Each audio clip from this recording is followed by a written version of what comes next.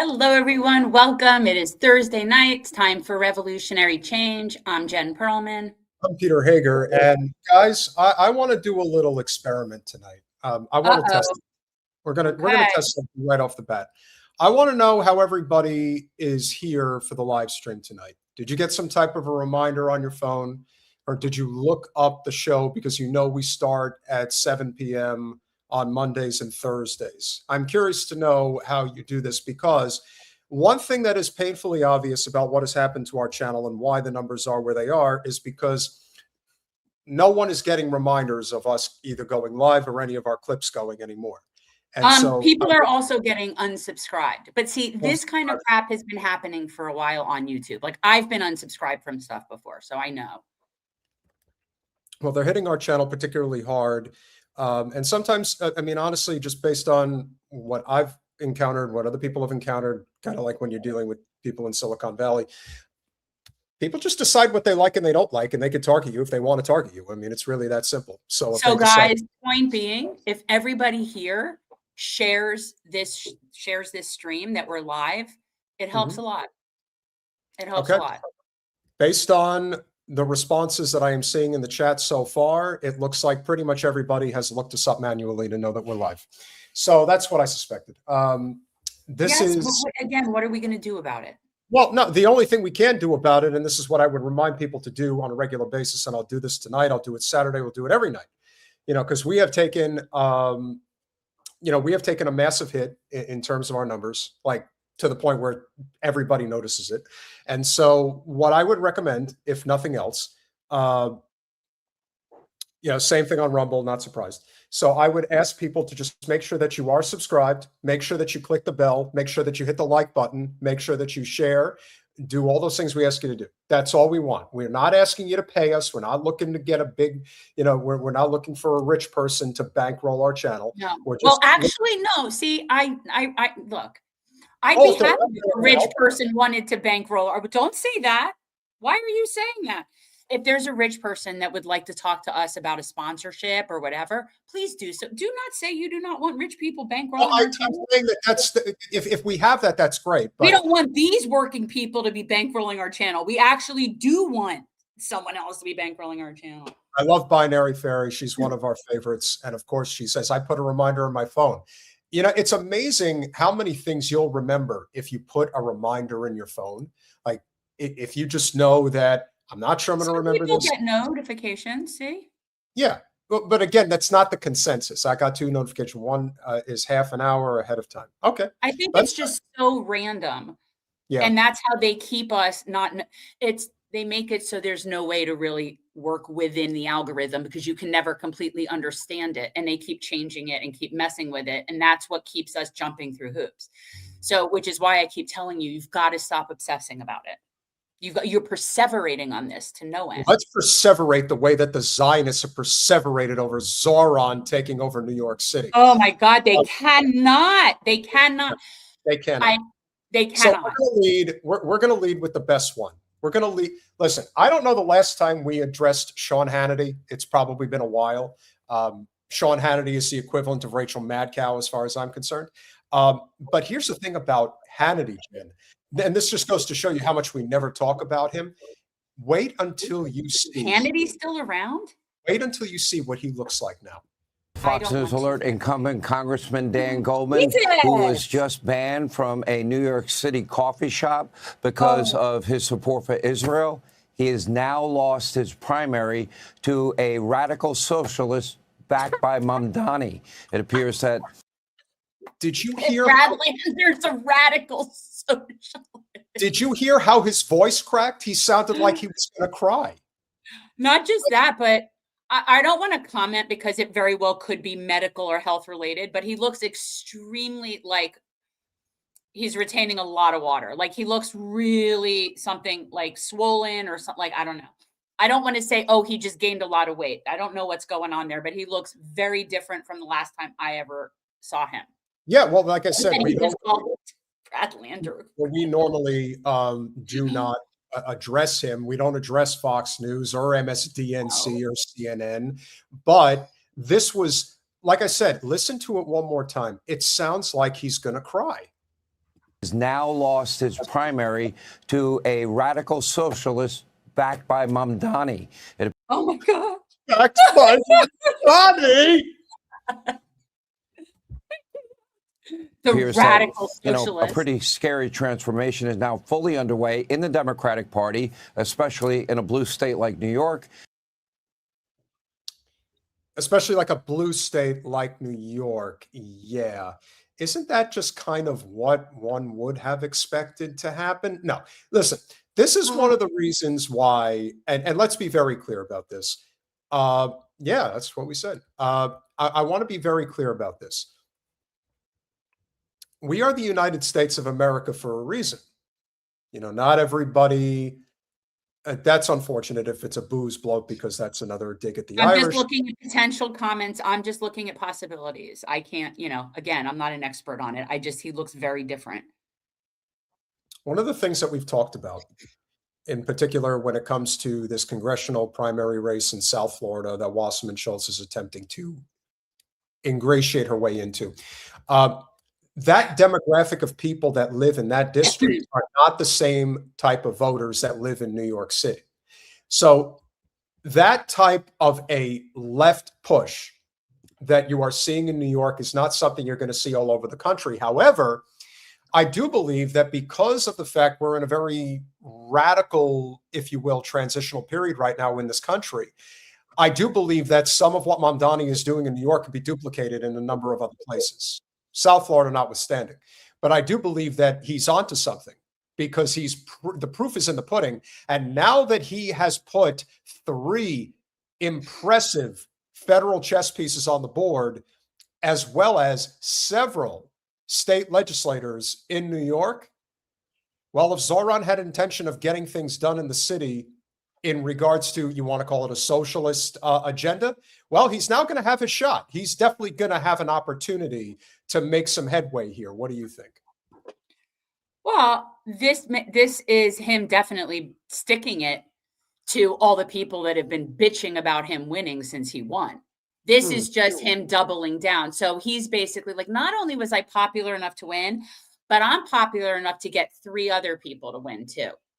So I think they're just their fear factor is multiplied. And of course, I'm here for it. Well, regardless of what happens with him, the fact that he's sticking it to those people, and 2 of those people, like, it's so funny that Hannity's bitching about Brad Lander, when of those 3 people, he's the only one that is like fairly not like milquetoast, not gonna, right. Yeah, he represents one of the 2 wealthiest districts in New York City. The other one, of course, was one, which was the Upper West Side and Central Manhattan, Central Park, basically, the wealthiest part of Manhattan. And it was won by a total Zionist, Micah Pasha, or whatever his name is. But the great thing about that race, I will say this, there's even a silver lining in that race, Jen. That was the congressional race that both Jack Kennedy Schlossberg and George Conway tried to win. They combined to spend, I believe, about $10 million on that race. Who won the race? This guy, Micah Pasha, who's part of the, he's part of the establishment, if you will. But just the fact that you had these guys like George Conway being the shit poster online that he is, and got so much money to run in this race, and he got 5% of the vote. It's sometimes some people need to be embarrassed or punched in the mouth, and then you learn. Oh, I think a lot of times people need to be punched in the mouth. Well, in the case of Zohran, he is not afraid to do the things that many of us were hoping AOC was going to be willing to do. And now she has firmly taken a back seat to Zohran in New York City. 100%. Well, I never put her in the front seat the way you and some other people did in terms of what her influence was or what she did. I think that her winning in 2018 was inspired for a lot of people. And I think very shortly thereafter, those people came to realize that there's no there there. So I don't really think that she's had any real impact, other than maybe for 1 or so election cycles after, where people might have felt inspired to get involved, but nothing in the realm of what he just did. Here's what Zohran had to say, and there's a lot to dig in on this. I wanted to share a few words with all of you, which is, first and foremost, this is your victory. What you all have shown this evening, whether for state assembly, state senate, or Congress, is that a year ago, it was not the end of a political movement. It was the beginning.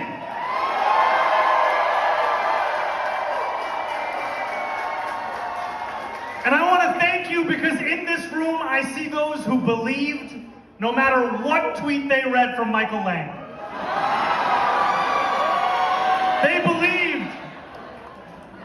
They put that anxiety into shifts. They put it into door knocks, into phone calls. Raise your hand if you canvassed. Those are the hands that won this race, and every single one of these incredible candidates, they are going to be the partners in transforming the most expensive city in the United States of America into one that working New Yorkers can afford. And nothing scares the ruling class more than a statement like that, because that's not just coming from anybody.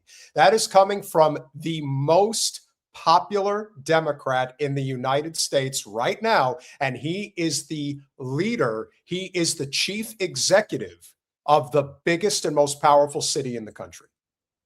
So they should be shitting in their pants. Because in my opinion, and this you may share this, you may not, but this is just the beginning. I believe he's going to expand. No, he can't become president. Justin, he can't run for president because he was born in Uganda and he is not a natural born citizen. So, but we've we agree. He's definitely would be somebody that I could see future contention for that role, but not going to happen. Yeah. Constitutional amendment, but not for somebody like him, that's for sure. So one more time, let's hear it for Deanna Moreno. Let's hear it for David Orkin. Let's hear it for Samantha Gatan. Let's hear it for Abir Kawas. Let's hear it for Claire Valdez.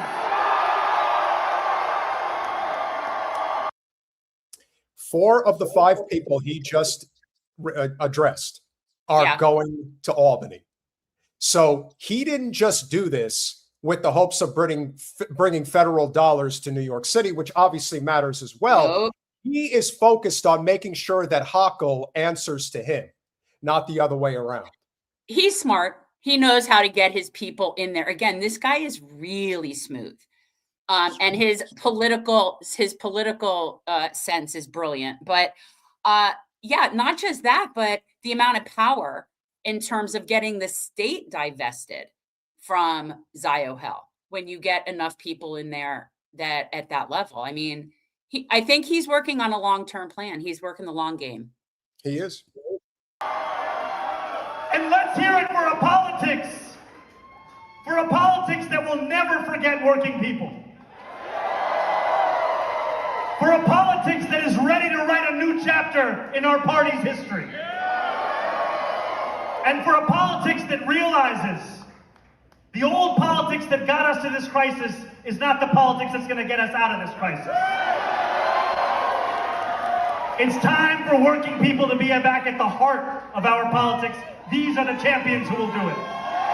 Thank you all so much.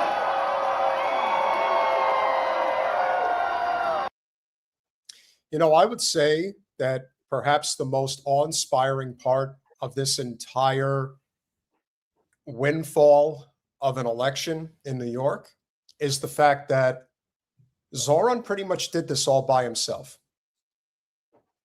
His star is so bright that he didn't need AOC, and he also did not have the labor unions.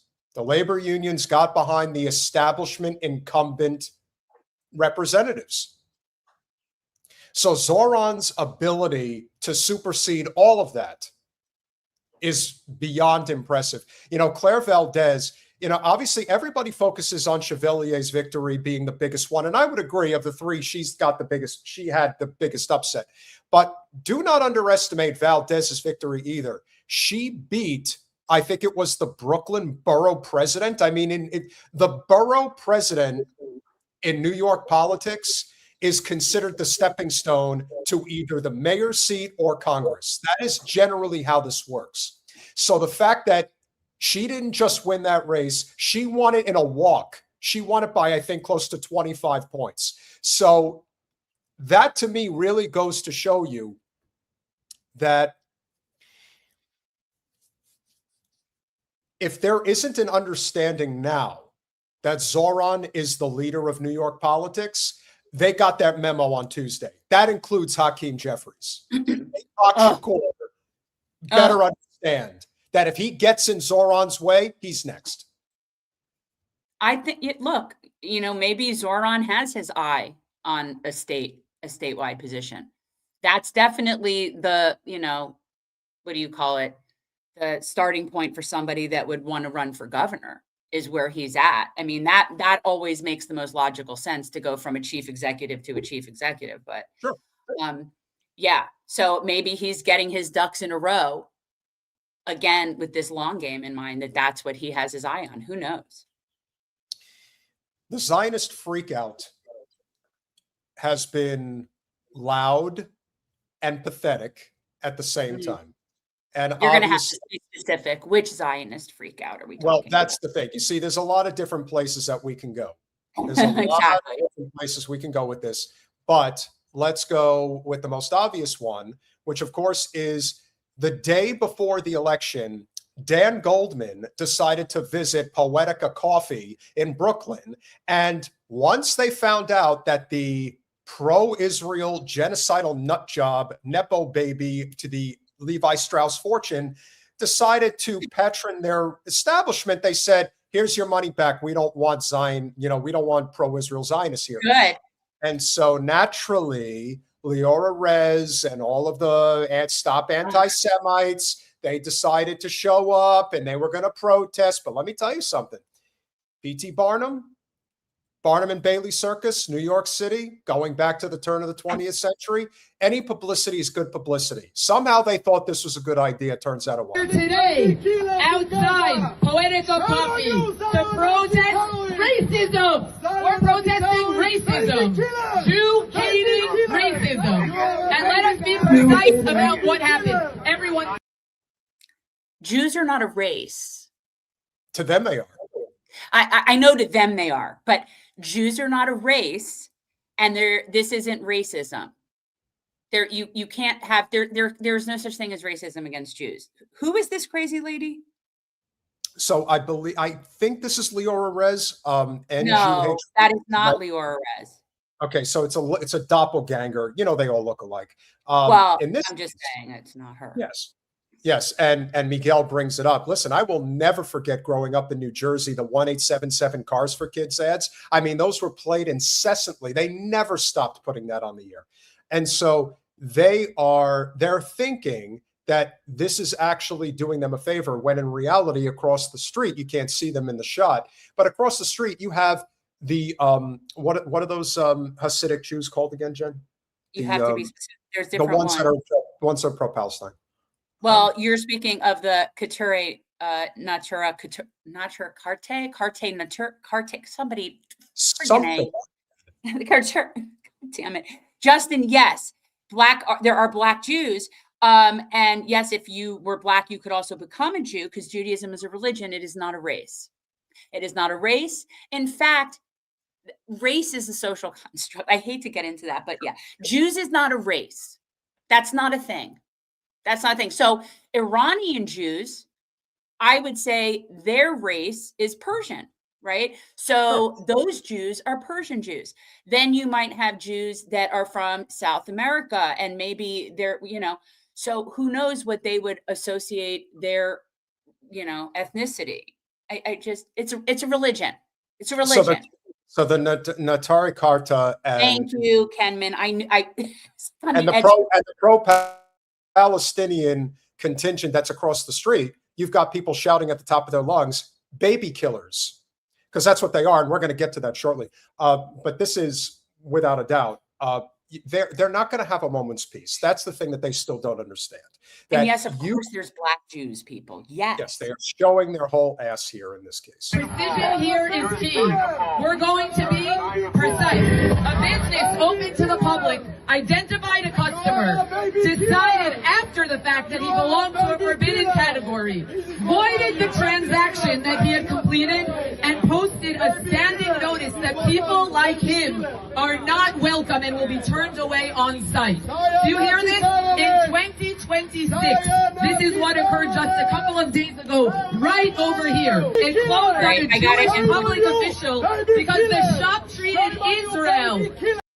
Okay, so Israel is an ethno-state because an ethno-state can be based on religion. It really can, because we're not talking about whether or not it's an ethnicity as much as we're talking about, can you have a state that is completely in, for, about, and only respondent to one group of people. So it's run like it's an ethno-state. And what's even more sick about it is it's a secular state based on a religion. Figure that out. Mm-hmm. AIPAC and pro-Israel civic participation as proxies for a forbidden identity. This isn't a boycott of a policy. This is a boycott of identity. This is a boycott of identity. This is racism. Full stop. Dressed up as a disagreement with a state. Oh my God. Oh my God, this lady. You know, the amazing thing about these people, as we have talked about ad nauseum, is that they are of the upper class. These are all people that live very comfortable lives. These are not people that are struggling to put food on the table. In fact, these are people, much like Jen's mother-in-law, would talk about where do you winter? No, Or where it was do you where do start? what she said, she asked me, where do your people winter? Where do But people that's neither here nor there. This is what I want people to understand most importantly about that woman you were just watching right there that's claiming that this is somehow a racist situation. I guarantee you that her and her family and her friends use the most racist words about Black people that you could possibly imagine. Oh, you better believe it. And I bet you anything that while she's sitting there and claiming racism, like as if Judaism is a race, she would have zero respect, zero give a shit for the people that are Black Jews, which are your Mizrahi Jews, whether it's your Arabic Jews or your African Jews. She would consider them lesser. Correct. But yet she's standing there and screaming about racism. Well, the thing you also have to remember about women like that, and we've experienced this, and for those who have not heard this story before, but we'll remind you guys, when we were on the second campaign in 2024, or was it? No, actually, I think it was the first one. It was it 20? Yeah, I think it was. Actually, it was the first one. So we were building a community garden. And we were doing our best to try to help a community in Hollywood, Florida that desperately needed help. And it's one of those communities that is predominantly Black and it's impoverished. And we were building a community garden. And needless to say, the community was almost flabbergasted that we were trying to help. And they were so excited and they had a kite day and we were growing all types of fruits and vegetables. It was a great experience until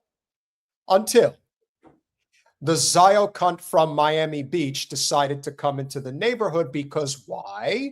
Because she is a rich Zio who bought up a handful of houses and is trying to convert them into Airbnbs. Jen, would you like to share your side of how this Zio Karen? Yes. Yeah, basically the property next door to our community garden was purchased by an Israeli couple. And we never met the husband, but the wife would be over there and she would be like watching every move we make and just coming over and being annoyed by every little thing that was going on in the garden and telling us different, like I was calling her Hebrew Karen at the time. And yeah, of course, this is long before October 7th. So we weren't in this same state of mind. But of course, I've known my whole life that Israelis are as Israelis do. And it was never good. And what this woman does not realize is the amount of times that I actually saved her life.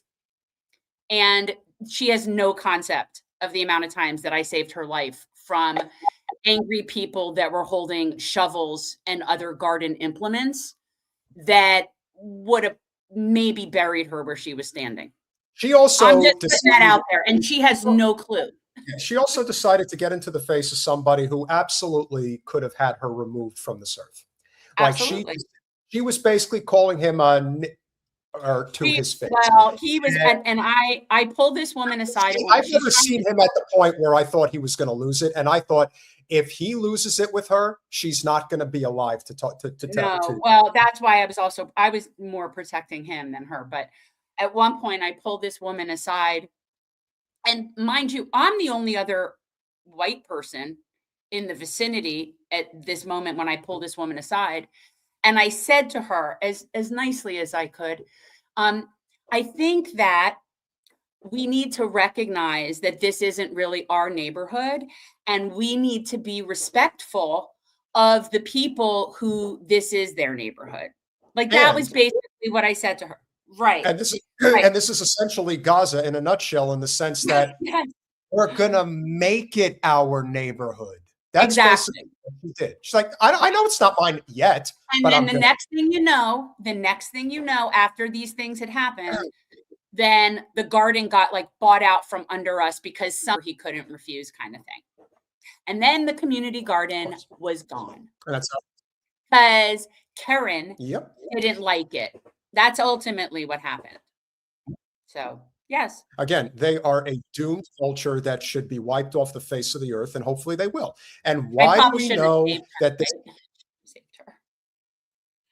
I shouldn't have saved her from herself. No, in retrospect, she should have probably been found in a ditch in her CL55 Mercedes that she showed up in the neighborhood with. Somewhere in a ditch somewhere, because this, again, is how they operate. They just don't care. And to prove that this is all about Zio hell and not about Jews, leave it to friend of the show and one of Jen's absolute favorite people, David Spivak, to go infiltrate this terrible coffee shop that shouldn't have kicked out of. If Peter ever meets an untimely demise, just for whatever reason, like David, I'm just saying, David would be my pick, like to stand in for Peter, guys. So just keep that in mind. Poetica coffee shop to gather some evidence. This is the coffee shop where they served Zionist Congressman Dan Goldman, but quickly refunded his money after realizing that he's a genocide supporter. So Alan Dershowitz is now trying to build a case against the entire coffee shop, claiming that they are anti-Semitic because they're anti-Zionist. And a quick refresher. Dershowitz is the same attorney who represented Jeffrey Epstein, who has publicly acknowledged receiving a massage from one of Epstein's accusers while denying any sexual contact because, he kept his underwear on. So if there's anyone who knows evidence, it's got to be this guy. So come in, let's see what happens. Oh my God, Dershowitz. I'll have you know that I am Jewish, I'm Israeli, but I'm anti-Zionist, and I just want to order an iced coffee with oat. Look at his bag. Look at David's watermelon fanny pack. I love him. Look at his watermelon fanny pack. How cute is he? There's nobody doing anything to Jewish people. They're not. Oh, this is perfect. Thank you so much. Have a really good day. Exhibit A, Alan. I told them I was Jewish, and they still served me coffee. Very politely, I might add. Case closed. I never saw a young underage woman. Yet Epstein's former butler swore under oath that Dershowitz was at Epstein's residences at the same time underage girls were there. Were there young women in another part of the house giving massages when I wasn't around? I have no idea of that. Dershowitz did say he once received a massage at Epstein's mansion, but from an adult woman. I kept my underwear on during. Because that's what people do, Alan. Nobody keeps their underwear on during a massage. Who says that? By the way, the fact that you felt the need to add that is very telling, because you wouldn't need to ever say that because people generally do expect people to be naked for a massage. So the fact that you felt the need to say that, and there is no universe wherein Dershowitz does not know everything that everybody needs to know about Epstein, about the island, about what went down, about all of it. All of it. Oh my God. I wish Norman Finkelstein had beat the shit out of that man when he had like an opportunity. Yeah, that would have been really, really nice. That is a listen. I can admit that's a cute watermelon bag. It's not something I would wear. Yeah, it was so cute. Yes, it was definitely, and we have to cover this at length because we are reminded of how detrimental this is and why the New York victories are so substantial and significant. You're sometimes, and this is why I implore everyone here to understand that the next race, the most important race in this country and this moment, is Shama Sawant's congressional race up in Washington's 9th District. Next Thursday, we will be cross-pollinating with our good friends Keaton and Russell over Due Dissonance. And one of the main talking points is how we are going to collaborate over the home stretch to make sure that Shama Sawant gets to the general election. Because as she discussed on her interview the other day with Chris Hedges, the Democratic Party is moving heaven and earth to make sure that she does not get to the general election. We could do it almost. I mean, we should talk to them about maybe doing it as a fundraiser in some regards. Maybe we could raise a few bucks for Shama. Yeah, we could. If we're doing a crossover with them, we might be able to get some decent views.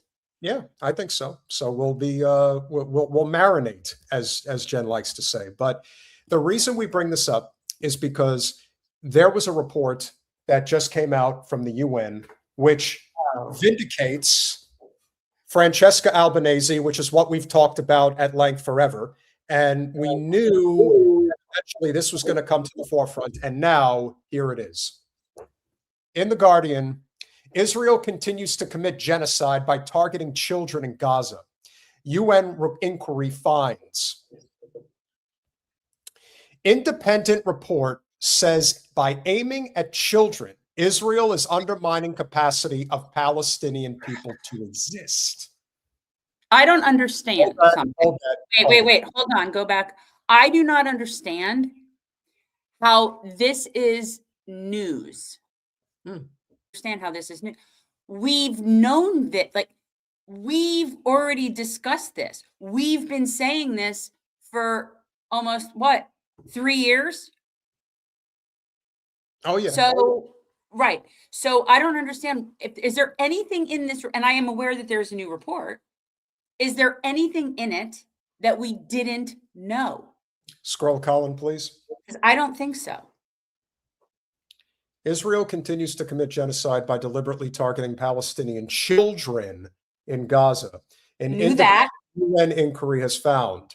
The report by the UN Independent International Commission of Inquiry examined violations against Palestinian children since the start of the war. It is not a war in Gaza. You see, guys, a war involves combatants on both sides with military-grade weaponry. And as we know, the Israelis are the biggest cowards alive. They only know how to fight women and children that are unarmed.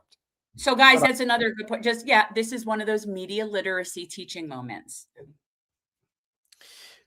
And said about, and of course, if they were going to have a war, they were going to have one with Iran. And we saw how fast they folded like a cheap suit. And now you want to fuck with Turkey? Okay, keep it going. And said about 30% of the people killed by Israeli forces have been children. I think the number is quite higher than that, but that's my opinion. A previous report by the commission in September found that Israel had committed genocide in Gaza and that Israeli officials, including the Prime Minister Netanyahu, incited these acts. Netanyahu is separately wanted by the ICC for war crimes. The Israeli mission in Geneva said Israel rejected the commission's libelous sham. Israel has fought hard against allegations of genocide while committing it, while receiving critical diplomatic support from its allies, including the US and the UK. You mean they're only allies at this point? Jen, would you like to take over, please? A significant body of research by legal and rights experts has concluded that Israel is intent on destroying Palestinians, including analyses by UN investigators, rights bodies such as Amnesty International and Human Rights Watch, and genocide scholars worldwide. Again, is it me? Guys, I feel like I'm in Groundhog Day. We know this. We've already seen the report. The international the court of justice has already brought charges. There's arrest warrants out from the International Criminal Court. Like, I don't understand. Is it me? Guys, I don't understand. What is this? Francesca Albanese came out with her report, I believe, in the early part of 2024. And you know how they tried to. I'm losing my mind. Like, guys, I feel like this. We know they target children. We know they shoot them in the head. We know that I'm just losing my mind. Guys, I feel like I'm being gaslit a little bit. A little bit. Genocide, which became a crime after the Second World War and the Holocaust, is considered the most serious international crime. Not to the chosen people, apparently. Yeah. Keep going. The Convention on the Prevention and Punishment of the Crime of Genocide defines it as any of the following acts committed with intent to destroy, in whole or in part, a national, ethnical, racial, or religious group. The UN Commission said in its report, released on Tuesday, that Palestinian children were deliberately targeted and killed during the genocide, not war, including after a ceasefire came into effect in October of 25. There is no fucking ceasefire. I really that's just silly. It's really silly. It's silly. Just stop with it's just first of all, ceasefire again implies that there's a war. There's no war. It said this was a key element in establishing genocidal intent by Israeli authorities and security forces to destroy the Palestinian group in whole or in part. The evidence shows that Palestinian children have been deliberately targeted and killed by the IOF in a statement accompanying this report. Yeah, Peter, this is insanity. Yes, we know this. I feel like I could write this report. All right, this is how many different clips, how many different images of those kids desperately seeking food have we been showing for the past 3 years? And they still want to deny that this is going on. Zio forces continue to use high payload munitions and weapons with widespread effects in densely populated residential areas, despite mounting child casualties. Still are, every day, still bombing and droning and killing these babies in Gaza. Every day. With the ceasefire. This indicates that such attacks, which killed children in such high numbers, were intentional. It added that it believed children were targeted collectively because Zio Health security forces considered the civilian population as a whole to be associated with Hamas. No, it's because they're bigots and psychopaths. That's why. That's why. Wait, what publication is this? What are you reading? What is this? No wonder. Shit rag. Okay. He said that by targeting, I'm not saying it. Someone said, said that by targeting children, the capacity of the Palestinian people to exist and determine their future. I cannot believe I'm reading that. So what you're saying is we needed a new report to tell us that killing children is undermining the future of their people. Conditions that Ziohel imposed on Gaza, including widespread attacks, repeated displacement, and starvation caused by its blockade of aid, food, and medicine, severely harmed children's health and development, resulting in preventable deaths and trauma, which, by the way, are not included in the death toll. So there's that. Which is why, as we've said, so angry that I'm reading this. The undercount is in the hundreds of thousands. That's a fact. And so they're saying 30,000 kids are you fucking mental? Try at least 250,000 kids are dead. At a minimum. At a minimum. I think it's actually going to be more like closer to 500,000 kids. You just wait. You just wait until they really get in there. Because once Israel's empire collapses, that's when everyone's going to be able to get in there. We've already seen what's going on at the Al-Shifa hospital, and the probably this maybe is more accurate. I would that could be accurate. 350,000 under age 5 sounds about right. I will tell you that what we're not including are the kids that are now living there without parents and without limbs and without medicine. Yep. So those kids that are not dead and part of that death toll, how long are they living like that in a place like that? Colin, so, how much again, how much longer? Okay, I'll finish. Angry. The inquiry also found that attacks on healthcare and reproductive facilities affected newborn survival. Yeah, again, what a shock. And the report increased in miscarriages, and that nearly all children in Gaza reported to be in need of psychological support. Gee, you think? Israel's rebuttal accused Hamas of systematically diverting humanitarian aid and fuel for hospitals. Again, that's why Anthony Aguilar is a friend, because he was there undercover and he discovered that you were all a bunch of fucking genocidal liars. Hamas has rejected such accusations, while Israel has been accused of blocking aid and fuel from reaching Gaza. The report focused not only on Gaza, but also on the occupied West Bank, which Israel continues to control, despite the International Court of Justice declaring its occupation unlawful in the West Bank, including East Jerusalem. The commission found a sharp increase in violence by Israeli settlers against Palestinian children and documented evidence of torture, including sexual and gender-based violence. I hear you all. I'm going to say something, not accused. That's again, the Guardian guys with a grain of salt. We're not reading this for Palestinian children, especially boys, were subjected to systemic mistreatment and detention, including forced stripping, beatings, and food deprivation, and anal rape by dogs. The commission concluded that the treatment constituted the crimes against humanity of torture and other inhumane acts causing great suffering or serious injury. If you think this is bad, this is, as you guys know, we've covered the JNS conference in Jerusalem. And here is a Hillel Noir is his name. I would say that David Hunter is right. I'd say I think so too. I think so too. And I think it's actually going to keep creeping up from the ramifications from the malnourishment, the disease, all of these things. So it's going to only grow. But I would think that's more accurate. We're closer to 3 years than 2 years. And it appears that the way that they're counting the deaths is based on bombings that end up in the morgue. Like, this is not even accounting for the famine, malnourishment. That is the real death. That is the slow death. And that is exactly what the disease. I mean, my God. And then there's the people that when we talk to our military friends will confirm that certain people just get vaporized. Oh, yeah. When you hit a tent, and I forget what the name of the weapon is, somebody I'm sure knows what it is, but that there are people that there's no body parts, there's no remains. So you take those people and you add it to the people that are buried that are never going to be recovered. Those don't get counted. The people that die subsequent of disease and malnutrition, that doesn't get counted.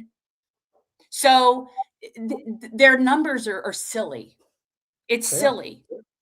You can't level an entire place and have bodies buried everywhere and only count the people that have made it into the morgue. That's silly. Yeah. The Zios don't like this. Albanese, the UN rapporteur on Palestine. As you know, I don't have to tell this audience, she has said that America is controlled by the Jewish lobby. On October 7th, she defended Hamas, said there's a context. And every 5 minutes on Twitter, she is echoing the worst blood libels against Israel. She is the leading purveyor of the genocide libel. You know why? Because that's her fucking job. That's why she's the leader of that, because it's her job, right? See, we would be doing that if it were our job, and we're still doing it anyway on our small little, relatively small platform. I love how it's so silly. Yes, of course she's leading in that. That's her mission. That's her fucking job. We are fighting back. We have exposed her. Exposed her. Exposed her. Oh my God. We have exposed her hateful remarks. She is the first. She is now the first UN rapporteur in history to have been condemned by France, Germany, Canada, the Netherlands, the UK, Argentina, Hungary, the U.S., and many other countries, Latvia. You mean You every mean country? all our bitches? Oh my God, this man. And again, I use the term man so loosely. I need to stop using it. I got to say male. Male. Well, the guy who parent, dresses up as Santa Claus around the somebody who holidays. seemingly identifies as male. Okay, that's as good as I'm going to give him. Someone who seemingly identifies as male. This piece of shit. Estonia, and many other countries. And each condemnation matters. And we led a campaign. We got 120,000 people, including many here, who signed our petition asking Secretary Rubio to take action when the UN failed to act. Secretary Rubio announced for the first time in history the U.S. would sanction a UN official on July 9th. For the first time in history, UN Rapporteur Francesca Albanese was sanctioned by the United States. Illegally. Illegally. No more lectures that she used to give in Harvard, Princeton, Georgetown, and Colombia. She is banned entry from the United States. She cannot use a bank card. She cannot use a debit card. She cannot receive a payment.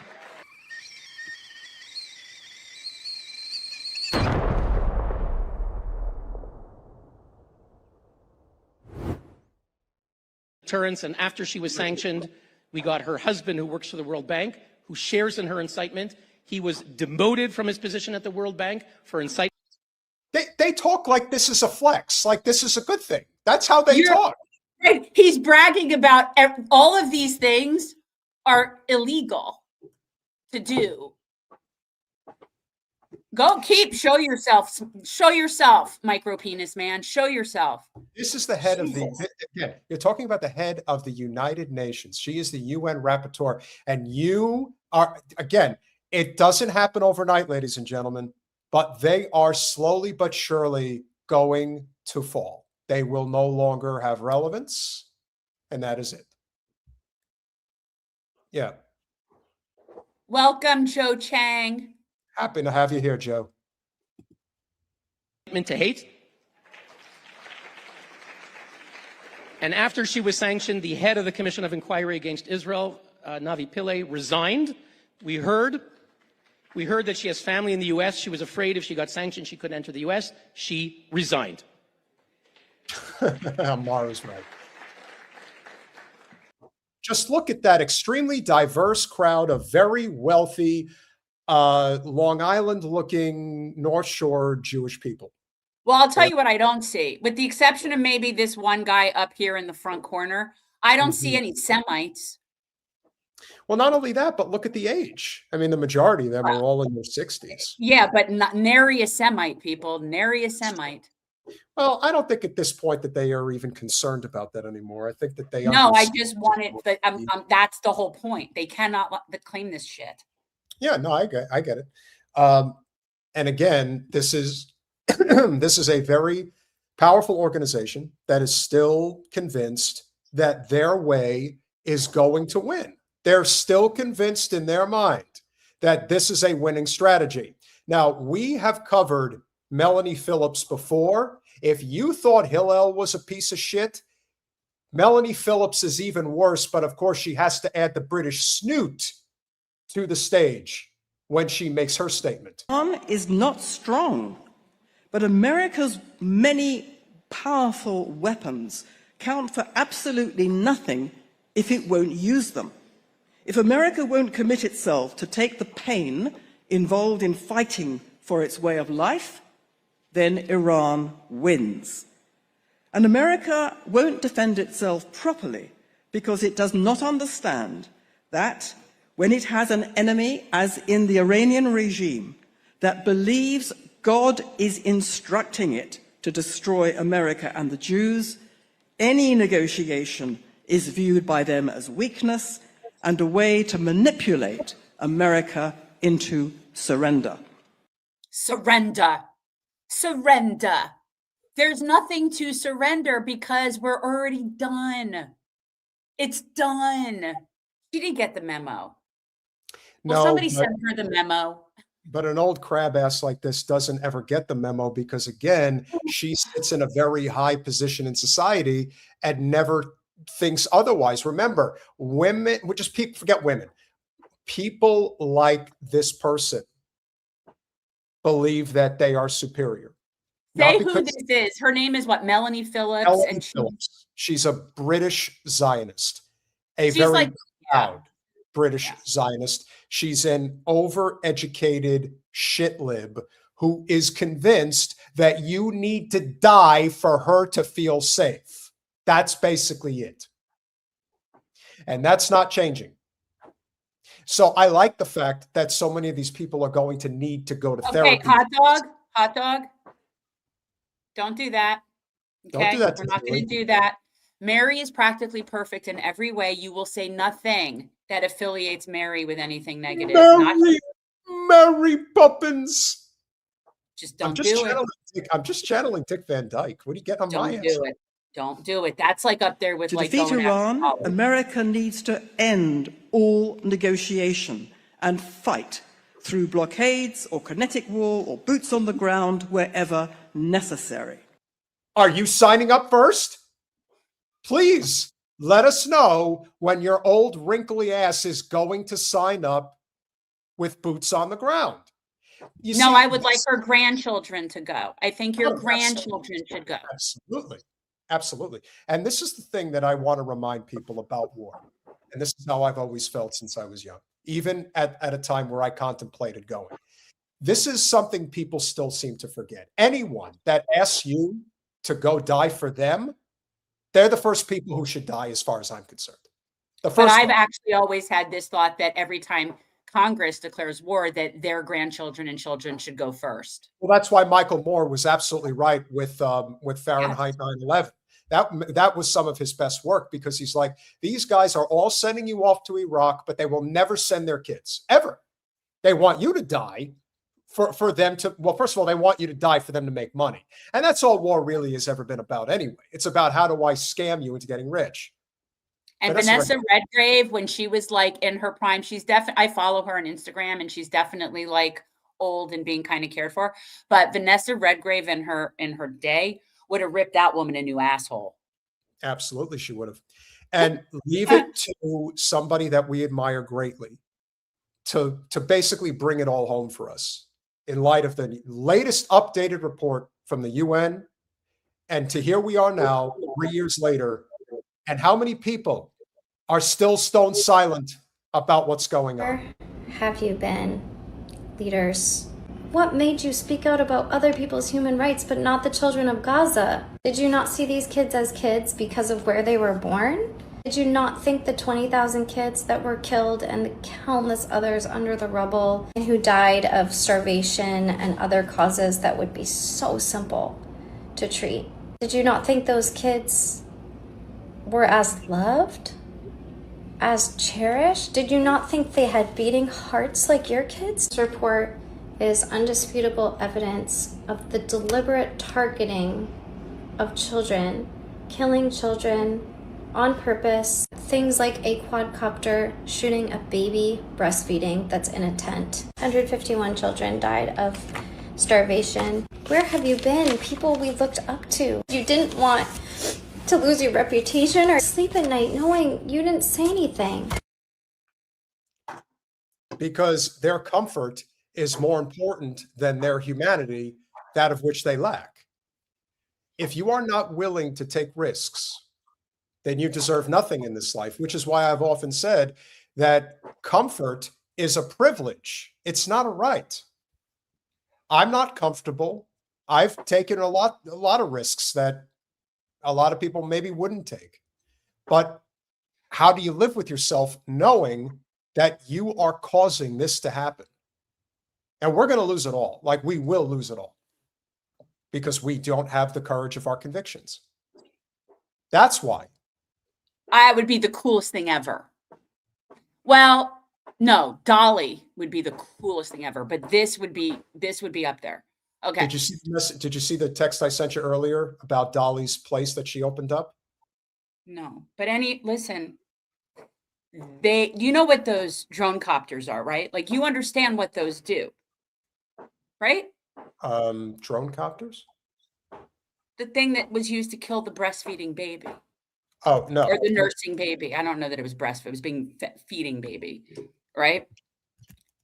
Those copters they're aimed at targets, right? Like those drunk, they're able to see what they're doing. That's the point. This isn't like collateral damage. Those, they can see what they're doing. They see exactly who they're shooting with those. And they shot a nursing infant in the head. Just. It's hard to hear. It's hard to take it, but it's necessary. And shame on everybody, and I mean everybody, who's been silent about this. And there's a lot that you can say about the Israelis and the things that they do. And something as simple as, you know, the other thing, Jen, about their culture is their pettiness. The pettiness, probably because they don't really have a culture, everything is stolen. And this leads us to Ben and Jerry's ice cream. And Ben Cohen and Jerry Steinfeld have made it very clear that they wanted to get their company back because they didn't like who? What? How do you say? I don't know, but you made it sound like it was Jerry Seinfeld. No, Jerry Steinfeld, I think wasn't that his? What's Jerry? Jerry? That's funny because I only know Ben Cohen because, well, one, I just know that name more, but he's been on our show. Guys, if you don't know, Ben has been a guest on our show. Yes, and it was a great conversation. Well, and for me, it was like a big moment because I've been a fan of that brand now, and now I can't eat it anymore. Now it's ruined because Unilever had to go and fuck it all up. Had to fuck it all up. So they decided to sell off a portion of their company to Israel because Ben and Jerry did not want their, I guess, their product being sold in Israel. And so as a result, they to kind of stick it to Ben and Jerry's, because Unilever gave them the freedom to create their own Ben and Jerry's. So they're basically stealing the Ben and Jerry's name and selling it in Israel. The lack of irony on this person, this lady who's going to share their sentiments about what they're doing here, it should not be lost on anybody. You heard of Ben & Jerry's new Zionist ice cream flavor? A new Ben & Jerry's flavor is offering Israelis a taste of the promised land. You may be thinking that the flavor and the Star of David shaped chocolate chunks throughout it are a strange choice for Ben & Jerry's, a company like that's known for its pretty staunchly leftist positions. Is this real? Because that just almost feels like an Onion video. Oh no, this is real. This is oh my God. It almost feels like something that they did to say fuck you to Ben for standing up and being so outspoken. So they're like, okay, we'll show you what we'll do with your ice cream if you're going to criticize what we do. Oh, yeah. The company's founders, Ben Cohen and Jerry Greenfield, have been outspoken opponents of the occupation of the Palestinian territories. Just last year, Cohen even announced a watermelon-flavored Peace in Palestine-themed treat. But when it comes down to it, this milk and honey flavor only really exists because of the opposition from the original Ben & Jerry. In 2021, they moved to ban the sale of their ice cream from West Bank settlements. Its parent company, Unilever, tried to block this boycott. This culminated in a lawsuit by Ben & Jerry against the conglomerate, alleging a silencing of the brand's activism. Jerry Greenfield, the second co-founder, even resigned. While all this was going down, Ben & Jerry's Israel distanced themselves from the international brand. Unilever sold the country's branch to the Israeli licensee, who now operates the Israeli brand independently. Okay, so get a good look. Get a good look. Get a good look, because they all look alike. They all look alike. They really do. So here he is. Unilever sold the country's branch to the Israeli licensee, who now operates. Avi Zinger. What a name. So there you go, guys. There's your now it's have to boycott Ben & Jerry's ice cream. Like, I knew it wasn't as good. I knew that there was stuff about it that was like, this guy is going to help ruin that brand just globally, even though they're saying he owns it in the genocidal entity. And is there anything to the fact that that their flavor is milk and honey? Like, is there anything to that? Of course. Okay. Can you explain? Well, that was always referred to as the land of milk and honey. I mean, that's almost like this biblical phrase of that area of the Levant is the land of milk and honey, and like the Canaanites and the Israelites and all that was the whole thing, was the land of milk and honey. But what made the milk and honey happen were the Palestinians. See, the people that lived there created that, from being like shepherds and all sorts of like, you know, permaculturists, and being able to do so much stuff in a land like that. Like, yes, it's the land of milk and honey, Bible-wise. They are I mean, again, it's a testament. What else can you say? I mean, it truly is. It's the Israeli brand independently. They keep the same recipes and raw materials as before, they just don't have any financial or business ties to Ben & Jerry's International. This means that milk and honey is an Israel-exclusive flavor from an Israel-exclusive brand. It just happens to share the name, flavors, and overall branding as the one started by a couple of Jewish radicals in Vermont. It's very unfortunate, but now they're going to have to learn. So now what's going to have to happen is we're going to have to boycott Ben & Jerry's everywhere globally. And they're going to realize that this douchebag who owns the brand there is bringing them down. That's just what's going to have to happen. They say it so unironically. It's incredible. She's like, well, you know, we do the exact same thing, only we make it Ben & Jerry's Israel, and they can't do a thing about it. La, na, na, na, na, na, na. Like, that's basically what they're doing. Yeah. All right. A little bit more. What are you doing? I'm about to take lactose pills. I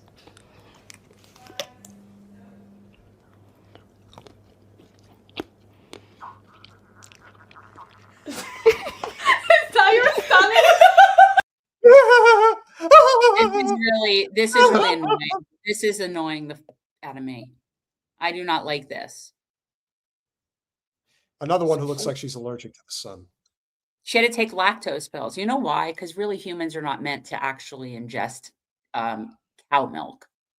So when humans ingest cow milk, and now some of us have got many centuries, but it's not really for us. It's really meant for baby bovine. And yeah. It is unfortunate. And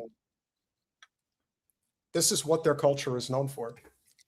Their culture is known for stealing other people's ideas and claiming them as their own, just as they claim that their Mediterranean cuisine is their own, when in reality, they stole it from basically all the surrounding nations in the Mediterranean, claiming that it's there. It's here. It's correct on one point. It is the food from that region. Oh, yeah. That's just not their region. So yes, technically, that's the food from there. Those are just not the people from there. That's the problem. It's just not their food. But yes, all of that is very authentic Mediterranean, Levant, Palestinian food. Should that come as any surprise, though? That's the question. No, well, they stole everything. And speaking of food, because this is just a great example, and it's somewhat of a Zio Hunter type situation here. Incoming dad joke. If I stole all the food from around that area, I'd falafel about it. I don't get it. I'd feel awful about it is what it's supposed to say. Feel awful about it. I feel awful about it. Yeah. I feel awful about it. Now, this is Israelis stealing from somebody else. Israelis also don't like when they see other people in other countries that they invade representing the Palestinian cause. No. That's not a good thing. Evidently, a couple of, how we talked about the IOF soldiers needing to do yoga to center themselves, killing babies is a hard thing to live with. And so they decided when they were on holiday in Spain, they didn't like showing up at one of the food trucks that was displaying the Palestinian flag. So a food fight ensued.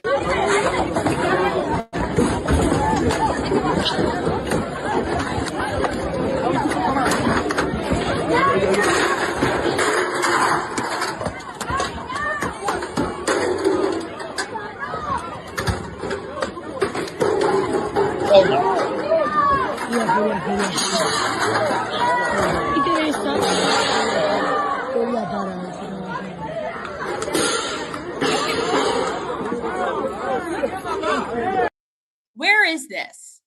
I don't know. Need to know.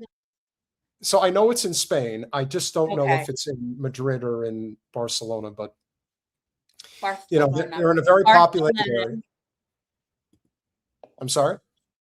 Barcelona. Barcelona. Okay. And so they are slowly but surely going to realize, if they don't already, that they are not welcomed anywhere. Nobody wants them. Nobody wants to deal with them. And the fact that they get agitated to this extent because they saw that they had the Palestinian flag displayed. And we know that this is what triggered them because we've seen it before. They freak out when they see the Palestinian flag. They freak out when they see watermelons. So they're scared of fruit. The entire world will hopefully be turning against them, but Where's people in this scene? I'm a little bit perplexed because I've been to Spain and this kind of shit would have been put down by locals so fast. Like, I'm just surprised that. Well, it's in a very touristy area, which is probably why it isn't like that. That's why it was so easily captured. But the idea that they probably said something to them. They probably went up to them. They said, you should take that down. You don't know what you're talking about. It's like, no, we're free Palestine. We're Israelis. And he's probably like, fuck you guys, get out of here. And you know what they probably did? They probably went up. This is full circle. This is just like Poetica coffee. They showed up at this food truck. They said, we want food. They saw the Palestinian flag. They made a comment. They said they were Israeli. The guys who run it said, get out of here. We're not serving you. And they're like, probably turned him away. Yeah. They turned him away. I'm just surprised that this went on for even as long as it did with the throwing the stools and stuff without people jumping in. I'm just surprised. Well, like if this were South Florida, I would expect it. In South Florida, I would expect it. Nobody would jump in or help anybody. Well, you can see here at the end.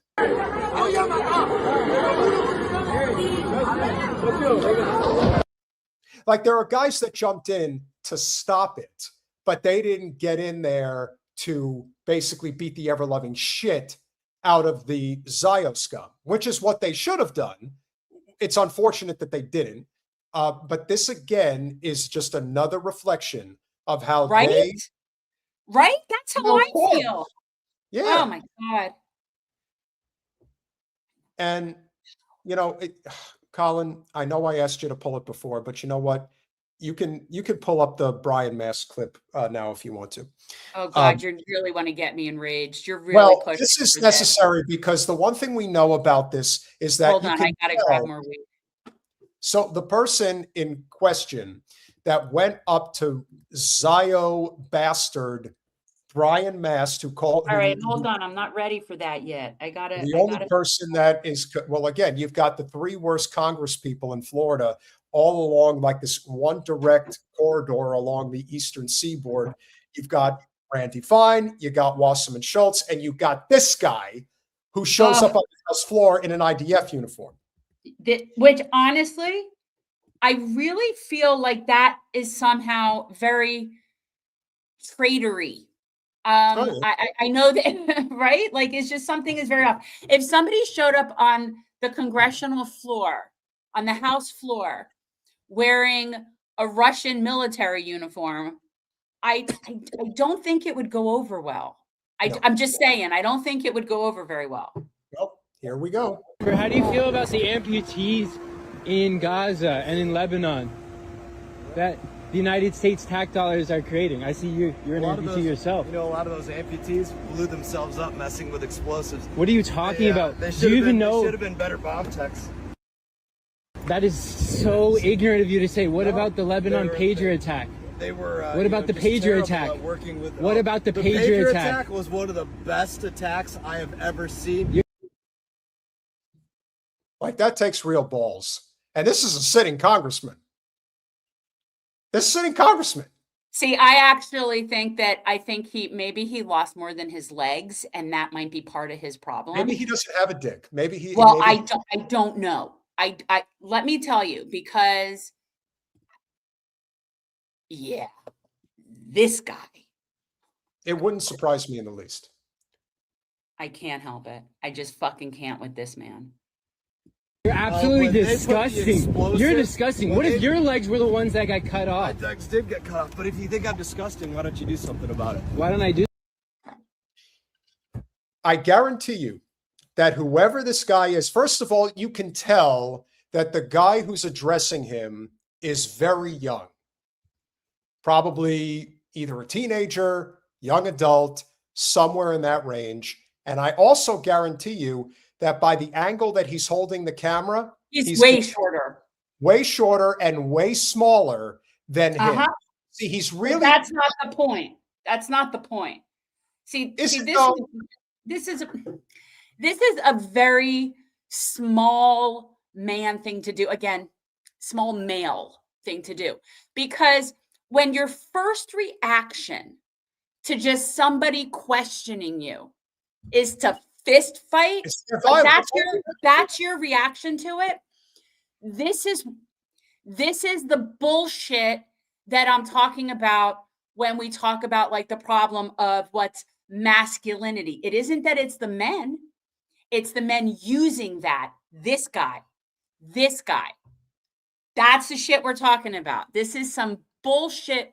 We can't have a discussion. So I'm going to get out of the car and I'm going to show you how to, like a gorilla. Yeah. Ridiculous.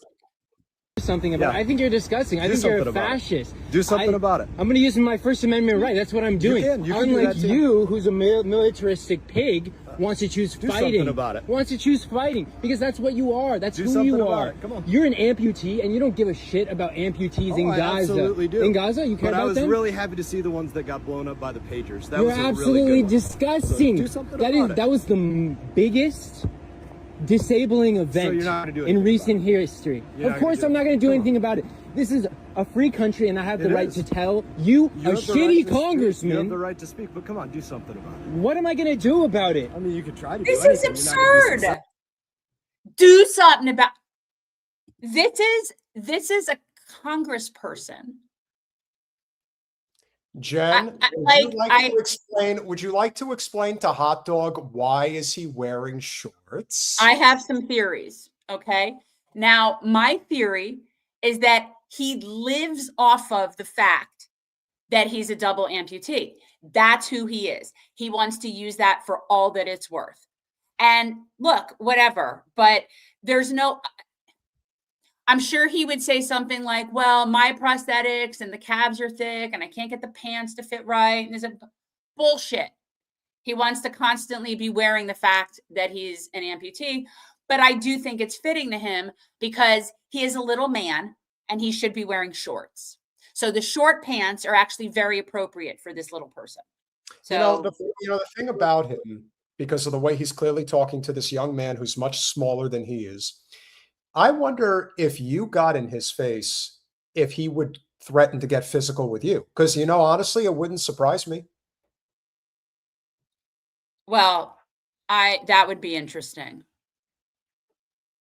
Well, I could see him. Look, this is somebody that would not surprise me was a wife beater and did shit like that. No, he clearly had a psychotic amount of like anger. Yeah.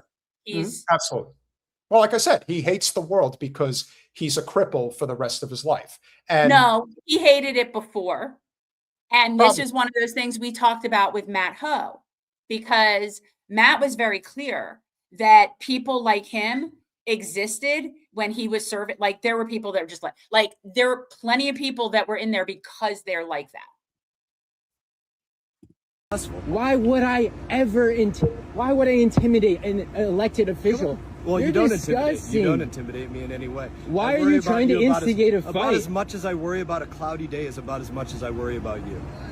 You know what? I don't give a shit if you worry about me. You also don't get worried about Israel taking over this country. You want Israel to take over this country. You're an amputee If you didn't care, who doesn't care about amputees. You do not care about the rights of people who have been disabled. So, As a civilian, Of course I do.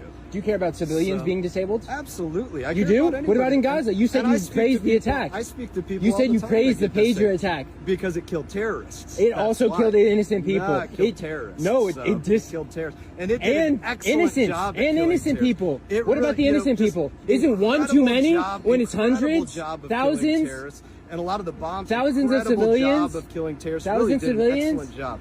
And I'm for killing terrorists. How'd you lose your legs? I love killing How'd you terrorists. lose It's a your great legs? part of my life. How'd you lose your legs? Killing terrorists. Killing terrorists? So you lose them again because you just love killing brown people. Oh, I would absolutely lose my legs again if it meant protecting my country from terrorists. 100%. You know that he's like in purgatory. Like he is living in his own personal hell, and he doesn't. And the fact that he has a congressional seat is even more incredible. And the guy that ran against him. That's what I was saying. Satanic Talmudic Jew. That's what I was saying. I think he probably. But again, I also think he very well could have been psychotic in the military. Mhm. So yeah. But it would not surprise me at all if he, even if he didn't lose it, he no longer has use of it. Like, to me, I think that that's very possible. But you think innocent civilians are terrorists? So I think you want to fight an terrorists American that go citizen out there because I believe a and different set opinion off than bombs you. They're not and setting off bombs. fire The people that are rockets setting and, off bombs are the Israeli government in their pager attack. setting off bombs on terrorists, which was Not just terrorists. beyond beautiful. So First off, glory to Hezbollah. Second off, glory to Hezbollah. Was glory to Hezbollah. That's what I'm going to say to you. Glory to Hezbollah was Yeah. this guy's statement. Resistance So- is justified when people are occupied, and you should be disgusted. Sir, he's got a meeting. He can leave at any point. He's already tried to fight me. He wants me to fight him. I invited you to do something. He's about it. invited. You Absolutely. hear that? You don't That's wanna do anything instigation. about it, that's okay. I would never do that. I am a Just peace carry on. activist. Carry on, please. I have a right to stand here, and I have a right. I have a right to stand here. Do you know my stance on Then Hamas? get in the car and go away. I will not impede Do the you know car. my stance on Hamas? What is your stance? That we stand on their throat.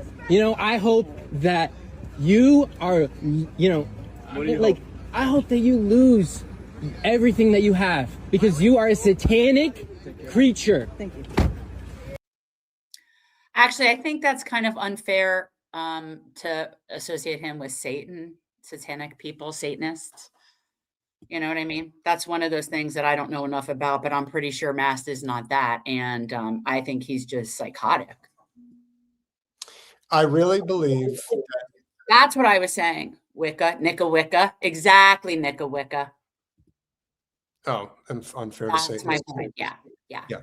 And again, the problem that you have to remember here is that Mast is acting really tough right now, and you can tell that he's talking to a kid. He's talking to a kid. He's not talking to a man like me. He's not talking to somebody who could physically defend themselves against him if he took a shot at them, or No, he physically. would have driven off then, right? He would have conveniently shut the door and driven off. He was already in the car, and he felt the need to get out of the car and try to instigate a physical altercation. That is so unbecoming of somebody serving That in is Congress. that It is really is. Yeah, that if you want to talk about listen, if you're and listen, Congress members get into fistfights. It's happened, but to do what he was doing right there, and we could just tell, that was a kid that came up to him, and he was nervous, and you could tell by the pitch of his voice, etc. That is unbecoming of a federal representative. That is a bully. That is a real fucking bully right there. That's a guy that gets tough with somebody. Again, why do you think he put on the IDF jacket? Why do you think they all lose their minds when they go stay on a kibbutz? It's because they officially become a Zio nut job. And as a result, they like to pick on those that can't defend themselves. That's why women and children are targets. Right. They don't target people that can defend themselves. It's always the weak. Always. Well, if you're somebody that supports the general premise of occupation and boots on the necks of oppressed people, right? You're already a coward. You're already a coward. So it makes sense that you would then feel more inclined to go after and get in the face of people that you perceive to be weaker than you because you're a coward. If you weren't a coward, you wouldn't support occupation and oppression of people that are vulnerable. So that's that. And this again leads to why we're in such a dangerous predicament right now if we don't fight back. Because fighting back is imperative in this moment. And I know not everybody thinks they have it in them to stand up and do what is necessary, but I'll tell you, if there is a country in this world that is standing up and doing what is necessary, it is Albania and the Albanian people. They are standing up. They are fighting back. And this is what happens when you fuck with a culture that isn't going to take it lying down.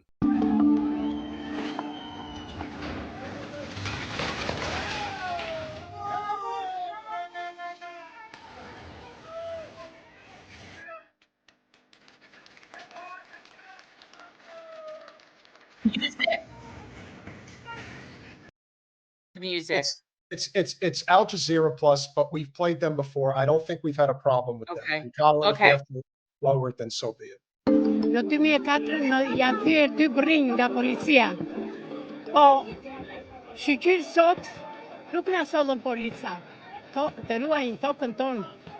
Të djersën e prindërve tanë, djersën e gjyshërve tanë. Janë për në burg. Janë për në burg, jo për në burg, të venë në burg. Berisha, Rama, na hapën rrugët e Greqisë, ikëm, pse? Që ata të pasuroheshin, ndonjën këtu në djersën e... So that they can get rich with the sweat of the people, the blood, sweat, and tears of the people. They are not having it. No. And, you know, this is one of the reasons, this is one of the true reasons why the United States is divided in a way that can't unite the way that it should. Now, we're trying to, but remember, one of the things that they're going to do in lieu of what just happened in New York is they're going to say communism is coming to the United States, which of course we know is bullshit, but they're going to do it anyway because it's a divide and conquer tactic. See, the Albanians, they care for each other. They respect their culture. They respect their own people. And when there is a major problem, they go and deal with it. We have a major occupation problem right here in the United States. And there are too many people are like, oh, I don't want to talk to that person. That person's a fascist. That person's a commie. It's like, do you guys think that any of these people that are in this crowd knocking over this construction site, do you think that they're sitting there and discussing amongst themselves who they all voted for in the last election? Or are they thinking we are not going to be taken over by these fucking capitalists? Correct. That's the difference. E popullit, të djersën e prindërve tanë, të gjyshërve tanë.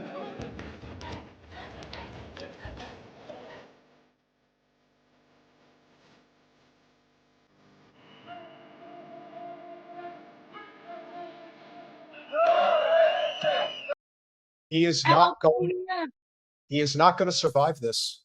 No. He is going to have to go into exile. And this isn't like Bashar al-Assad, because Bashar al-Assad was actually protecting his own people because he didn't want to break bread with Israel. And so they got a puppet in there. The only difference now is Albania has a puppet, but the Albanians don't want their puppet, and they're going to get them out. So now what you're basically... One way or another.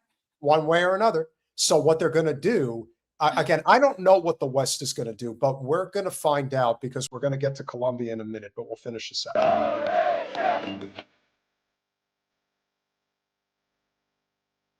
We're protesting because the government, it's really corrupted.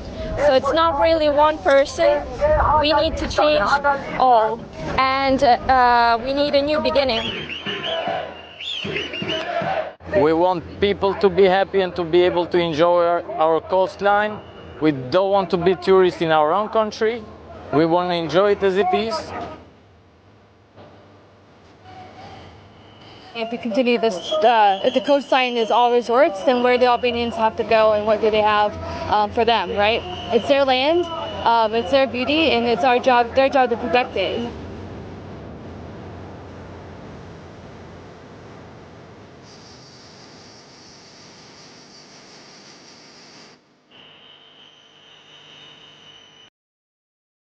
Yeah, so go Albania.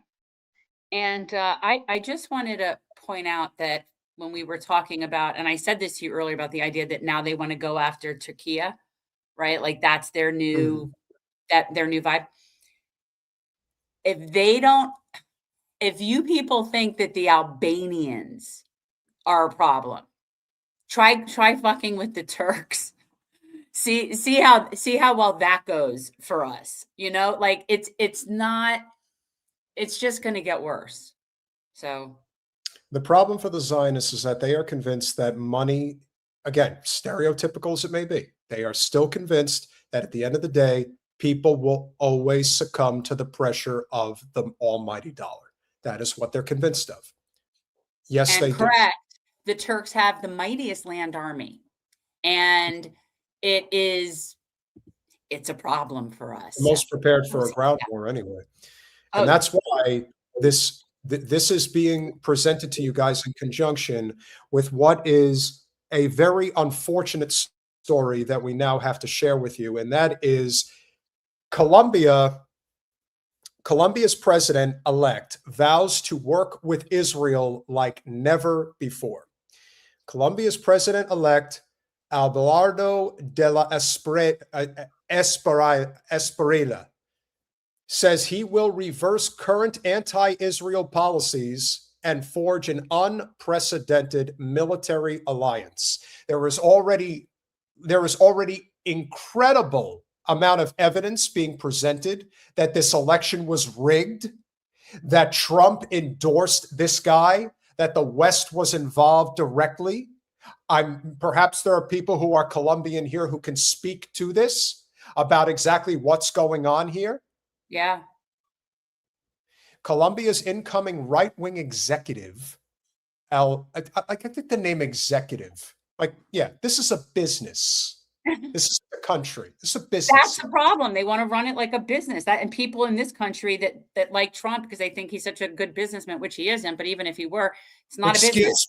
Excuse me. I'm the best businessman. I just got this businessman elected, and we're going to do great business. Again, even a really good businessman, this isn't a business.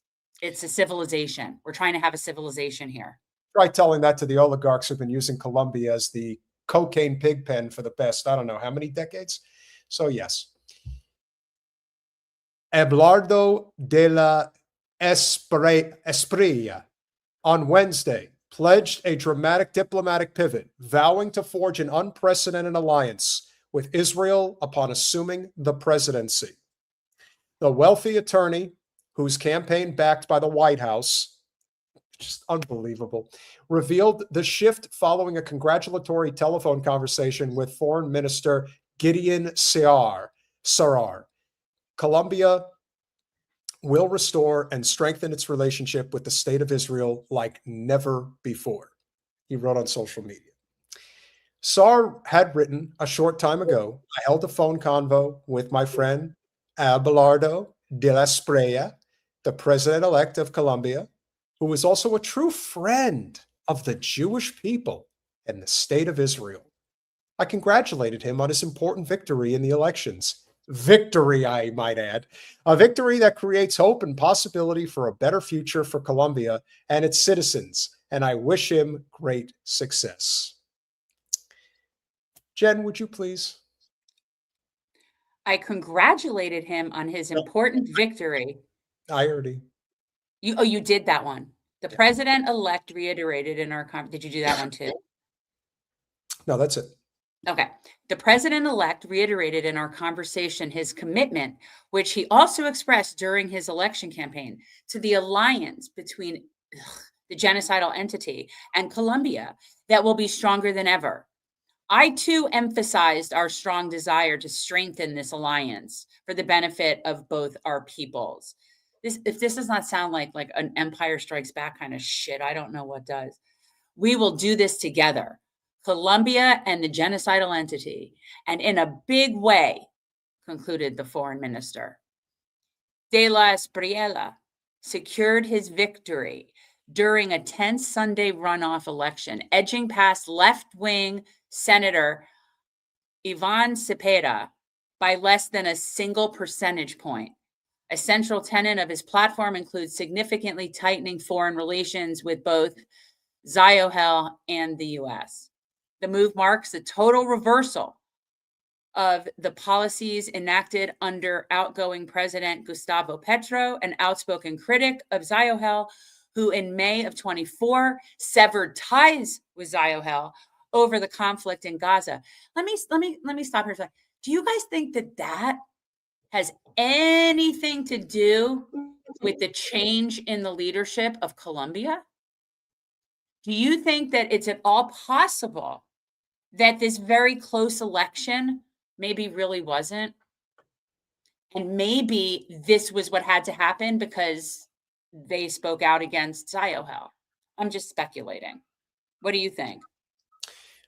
The second that anybody starts raising their hands and saying that this election was not on the level and it's coming from the left, I'm inclined to agree. Because generally speaking, and this is where the split truly comes into play, the right always says that their election is not on the level if they don't win. Generally, that's been the Trump way since he got into office. The left generally, the real left, I'm not talking about the Democratic Party, I'm talking about the real left. When the left says that the election is not on the level, there is probably more than enough ample evidence to suggest that something very sinister is going on here. And the fact that there is a direct tie to Israel with this shit, the fact that this is part of the Dunn Road Doctrine takeover of South America, the fact that this is going on in Argentina, the fact that this is going on in Peru, the fact that it is now going on in Colombia, and we know sure as hell they're going to try it in Brazil. Trump had his guy in Brazil, and then he lost him. And now he's going to try to get one back. Because what else can they do? They've lost the Eastern Hemisphere. Got to try to dominate somewhere. They're working on the whole continent. All right. They're working on the right, the global right, Zio elitist, fascist fuckers are working their way through South America. It's a problem. Mm-hmm. It's a problem. What's going to be interesting, and this is where the rubber's going to meet the road, because Brazil does a lot of business with, because Brazil is part of BRICS. And Brazil does a lot of business with Russia and China. And if Russia and China collectively say, stay the fuck away from Brazil, that's World War III, because they will come and defend them. They're not just going to let them go. No. Brazil is one of the biggest economies in the world. It's one of the largest populated countries in the world. It's also the country with the largest Catholic population. So don't think that that doesn't play a role either. It does. And they speak porcupine, right? They speak porcupine. Porcupine. Yes, they That's speak. That's what for people. That's my older son, when he was little, came home and told me he was so excited that he had a new friend that spoke porcupine. It was so cute. And yes, he did mean Portuguese. And I think at the end of the day, they're just biting off more than they can chew. And it will be interesting to see how this unfolds. But evidently, this guy that got elected, he is a notorious violent son of a bitch. Evidently has made more than a few vile threats towards the left and what he's going to plan to do to them, basically round them up, which again should not surprise anybody. This is what they're going to do. Mm-hmm. So it's going to get worse before it gets better. Yes. That's what you have to be aware of. In so many ways. Like, and we say that, and it's true, but yeah, it's going to get bad. July is going to start really being noticeable what happened with Iran. That's when we're going to start really feeling any economic repercussions from the bullshit with Iran. Yeah. Because we really haven't yet. We haven't yet. So July, and then we're going to have a massive global food shortage at the end of the summer and going into the harvest season because of all the people that weren't having access to fertilizer because of this bullshit. So this chain of events is set in place, set in motion. And at this point, all we can do is potentially try to mitigate the damages because it's going to happen. It's just, it's one of those sort of science things, cause and effect. Mm-hmm. Become a farmer. Here's a couple of acres. So when you think about how broken our economic system truly is, I am reminding everyone that there is a reason why revolution is inevitable. The concept of money and what it means is, I'm not saying it's not real, but it's devalued. And when you are in control of levers of power, the likes of which we can't even possibly comprehend, I am reminding you all that there is a reason why, even though I believe we are currently getting better numbers, and I believe this, despite all of the suppression, I believe we're doing better than little Ben Shapiro is actually doing with the Daily Wire. Okay, that's once. Is that once? Yeah, I guess. Okay, I'm just saying, I don't think I missed one, right? Like that's once. Yeah, that's first. And I am convinced that the Daily Wire is on its way out. But there's something very sinister going on here with the Daily Wire. I think it's been out, and that it's been one of those things where its existence, its membership, its following, it's got a very K-Hive fake vibe to it, and it has for a long time. So yeah, I think that he's been fumbling for a lot longer than just recently. Well, little Ben Shapiro, the company which was founded by him in 2015, has been in talks with High Mount Capital to lead a funding round that would value the company at $750 million, according to documents reviewed by Semaphore. You tell me in what universe a company like the Daily Wire is worth $750 million. That's what I mean. It's not real. It's a figment. So that's one of those things that is just a made up inflated value number based on what? How does it have that value? It doesn't. That's crazy. And oh my God. Colin, if you could pull up the story.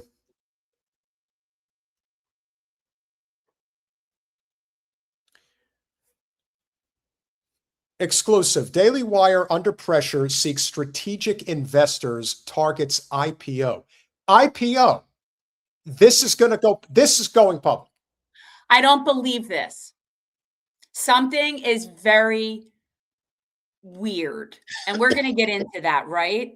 Because this is not a typical situation. We looked into this. Isn't this the company that you looked into? I like that. What democracy? What democracy? The Daily Wire. That should be the new name. The Daily Wire, one of the biggest players in conservative media, is more the appropriate word, is in talks to take at least a $100 million investment with an eye on an IPO, initial public offering, in a few years' time. Will they be around in a few years is the better question. The company, which was founded by conservative podcaster Little Ben Shapiro in 2015, has been in talks with High Mount Capital. Didn't you say you're hanging here all day, you're higher than me, you're better than me? Yeah, well, I don't miss you. You're not. I'm a fighter. I can think. Yeah, you are not better than me at all. Yeah, I'll teach you.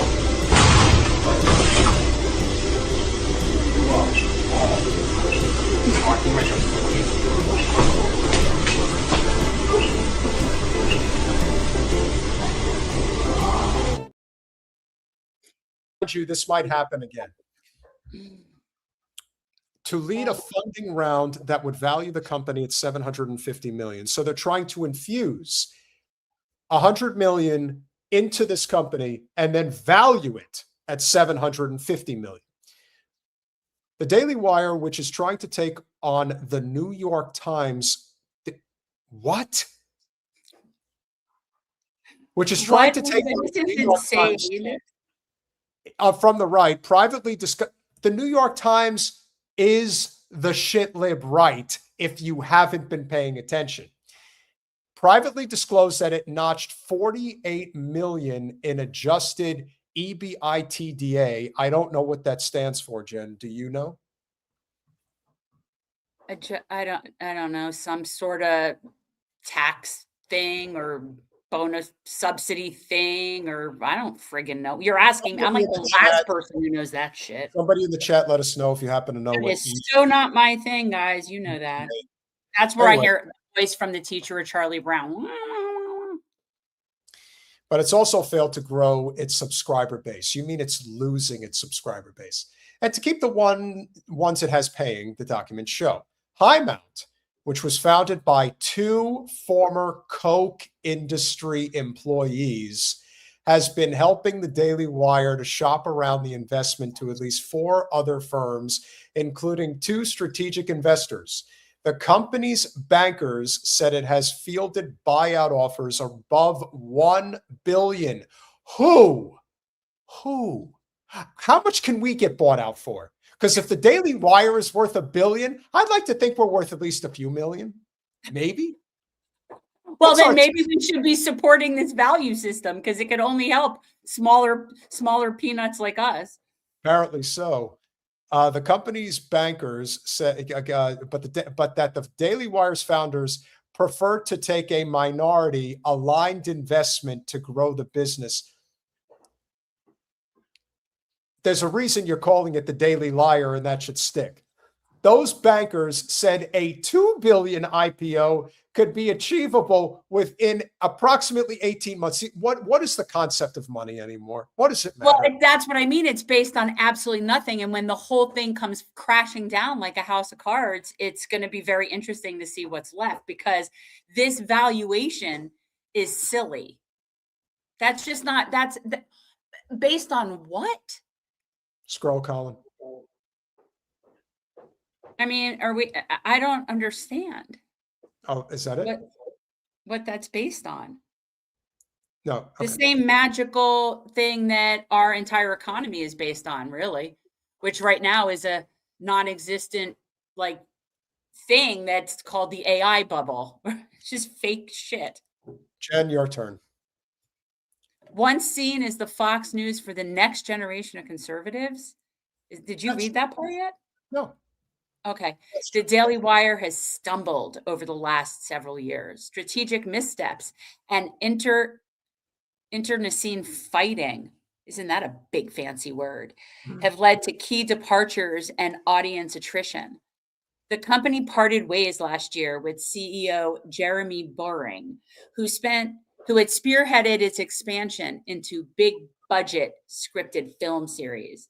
The move came at the same time that Shapiro clashed with former Daily Wire employee Candace Owens and other media personalities on the right, including Megyn Kelly, Tucker Carlson, and Steve Bannon. The plot thickens. The Daily Wire's paid subscriptions, which make up about 3/4 of the company's revenue, dropped by 1/3 in 2025 from a year ago to roughly 850,000 people. Ad revenue, which is 20% of its revenue, has also dropped every year since 22.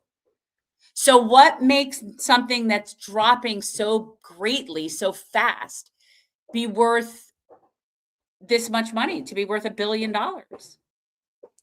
Despite I was going to go. You want me to go? No, yeah, that's fine. Despite boasting 3.2 million subscribers, I doubt that number. I think a lot of it, like K-Hive, that's some K-Hive shit. Recent YouTube videos have notched only tens of thousands of views, and it has begun to lose subscribers on that platform. Shocking.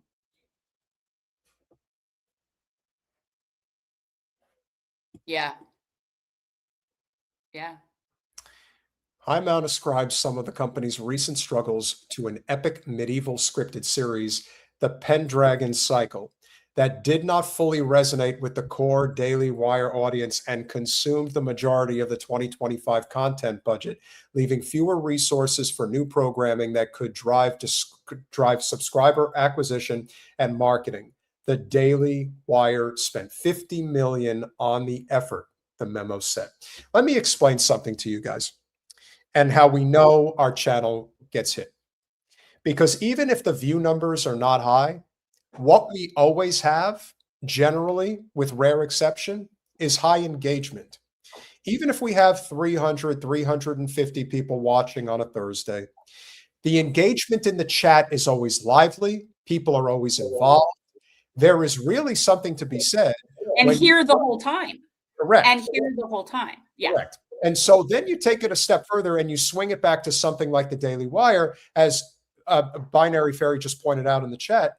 Yes, one of the reasons why this is a total farce of a situation is because evidently they tried to do a live stream the other day. Very, very true. And there was basically nobody there. There was nobody there. And because there was nobody there, that just goes to show you how much of a paper tiger they really are. Which is, if you have that many subscribers and that's your interaction, then that means your subscribers are not real. Correct. I did a clip when I did the Bolzerian clip the other day, basically detailing all of the different hierarchy ownership of all of our major institutions. That clip had over 25, I think it's like 2,500 likes, I think close to 1,000 comments, and yet somehow is just over 10,000 views. We know what they're doing, but this is an example of when you are a part of the club and the real club. We're talking about the Zio entity club. You can't lose. You fail upward. Even if your numbers are atrocious, somebody will come in and say, yeah, this is worth $2 billion. In what universe? In a universe where the system is rigged, truly rigged. And that's what this is. The restructuring also created a clearer leadership chain of command and clarified the media company's business priorities. High Mount, an investor in the sports and comedy media company Dude Perfect, envisioned significantly expanding its consumer products division, which already includes Daily Wire endorsed household goods like Jeremy's razors. I don't know what that is. Do you? It's probably like the Dollar Shave Club type stuff. Keep scrolling. Okay. Guys, don't use that product. Yeah, please don't. Don't support Jeremy's razors. The New York Times has done an excellent job of expanding the value of its subscription beyond core news by adding games, cooking, Wirecutter, product reviews, The Athletic, and audio content, creating multiple daily touch points that justify a premium price and reduce churn. Daily Wire has the opportunity to follow a similar playbook for its audience. They're living in La La Land. Like they really are. The New York Times, the New York Times, it is the most subscribed to newspaper in the United States of the ones that still exist. Right. And it is old school. Right. So it is somewhat hard nowadays to know how to value any of that anymore. Like Correct. Shares and right. So but for them to think that they're even in the same category is laughable. As part of the restructuring, Shapiro agreed to take less podcast money for more equity in the company. And the company planned to hire 5 emerging talents to produce. But so what they're basically saying, they're going to try. I want to know who these emerging talents are. Oh, absolutely. Yeah, really. Talk about missing the boat on that one. What's the matter? Michael Knowles and Matt Walsh are not doing it for you anymore. You need some younger betas. Is that what it is? You need some younger. Are you going to try to hire Benny in the Closet Johnson? Is that what you're going to do? Is that where it's going to come from? I mean, really? That you guys, put it in the chat. Who are they going to hire? Who are these emerging talents that we're just not aware of yet? to produce Who podcasts. are the new up-and-comer Gen Z douche canoes in their genre? Who do we need to know about, guys? The memo also said that the company will increase its editorial investment to $6.4 million a year from $2.4 million and boost headcount to 67 from 22 as it's going to expand. Oh, that's great. Oh, okay. Ben's planning an expansion of sorts, is what we're saying. And it's expanding beyond politics into breaking news, investigative journalism, national security, business, sports, health, and opinion. Nick Shirley is probably one of them. I'll give you that one. It almost sounds like they're trying to copy Status Quo News. Bozo the Clown. Yeah, that could be good. You see, ladies and gentlemen, and this is really the key ingredient here if you're not paying attention. Look at all of the ones that they've added. Look closely. Breaking news, investigative journalism, national security. And that's all you need. That's it right there. National security. So that basically is suggesting that they're going to have some type of a relationship with the Pentagon and some type of a relationship with the alphabet agencies. And they are an arm, if they're not already. I mean, they clearly are an arm of the Israel lobby. Now they're going to be a true lobby of the American lobby. Take with that what you will. Do we have any more, Colin?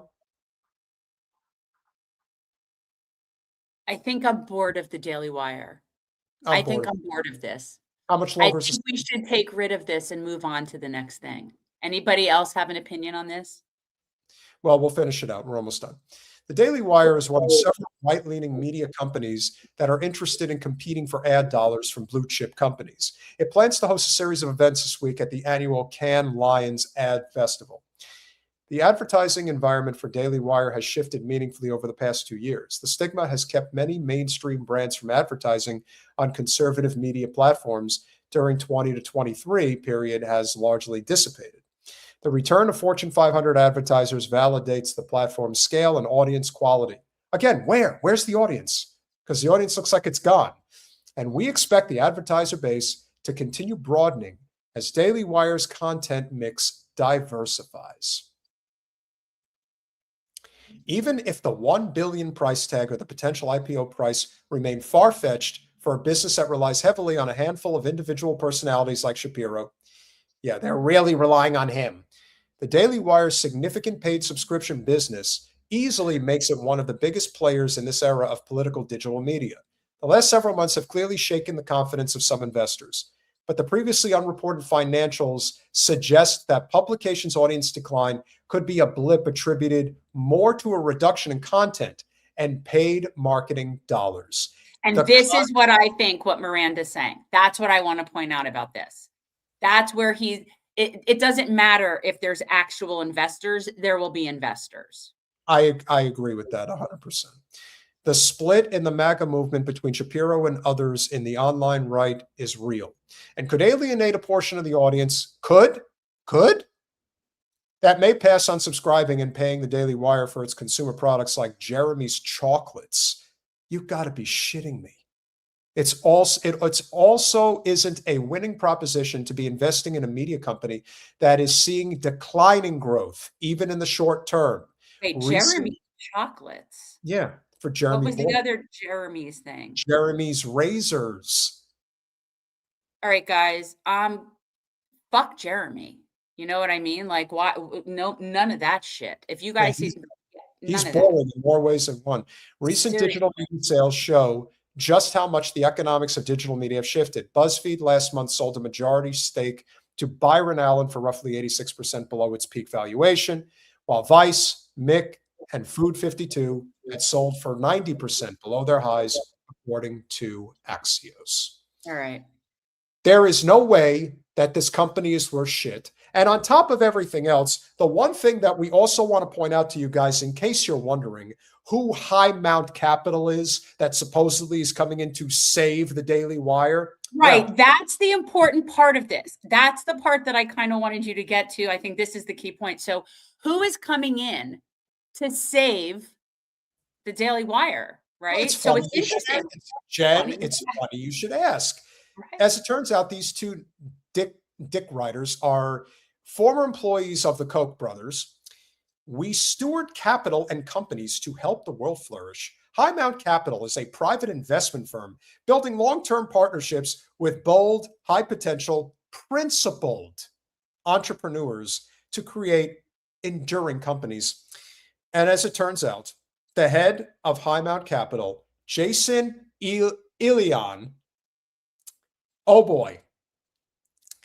Jason is a seasoned tech executive, sought after speaker, published author, imperfect father. Okay, can I say something? Can I say that? Published author? I'm a published author. So are you. I don't know what that means. I'm just saying. Imperfect father, growing husband. He has to grow as a husband.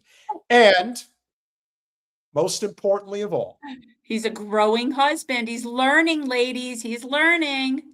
And a thankful follower of Jesus. And there it is. So what does that tell us? Okay.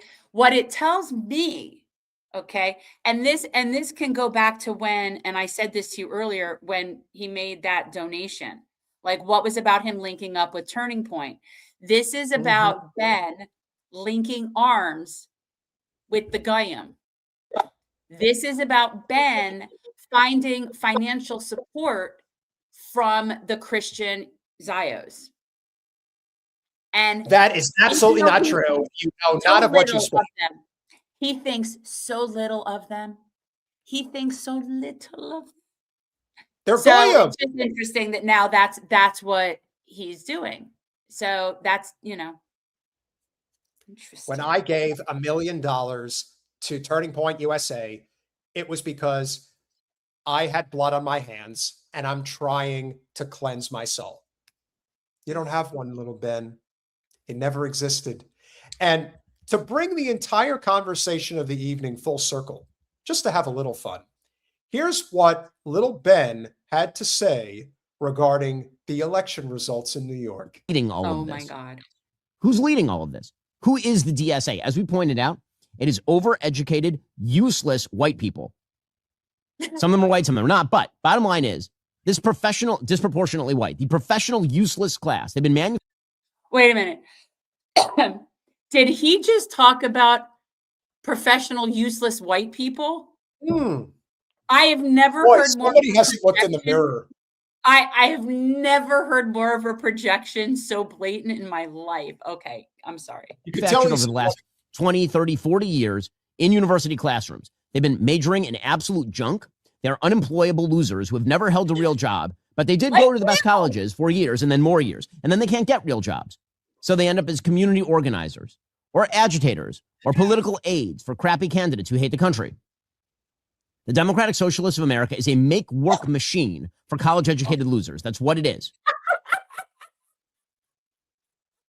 Little Ben. Did you just say the Democratic Socialists of America is like losers?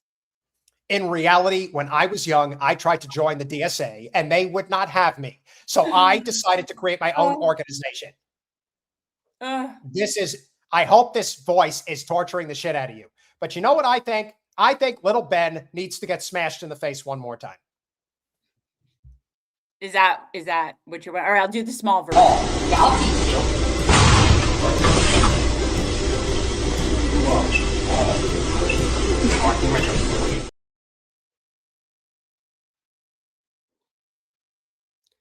If anybody is useless, if anybody is on their way out in terms of influence, it's this dumb shit right on the camera right here. And the fact of the matter is, regardless of what he is suggesting, regardless of what his group is suggesting that they're going to do in terms of pumping out this content and making something happen, Daily Wire is going to salvage its reputation and its business. No. In typical corrupt, capitalist, Zionist fashion, little Ben is looking for a golden parachute. He's looking for somebody to come in there, stuff his dying piece of shit company that absolutely unequivocally answers to the state of Israel, to pump it with a bunch of money, convince people that it's worth something, get some dumb shit to buy it, and then he's going to take his money and run. Not only that, but he forgot to shave today. Is that what that is? I thought it was like fecal matter from somebody's ass that he's been kissing. Well, he's definitely been up a few asses before. That's my Who knows if by choice or, by... Whoever's asking, no, we do not have a guest tonight. Sorry, we're the whole performance. This is the whole shit show right here. I hope you enjoyed it. I mean, it really took a lot out of us to get this done.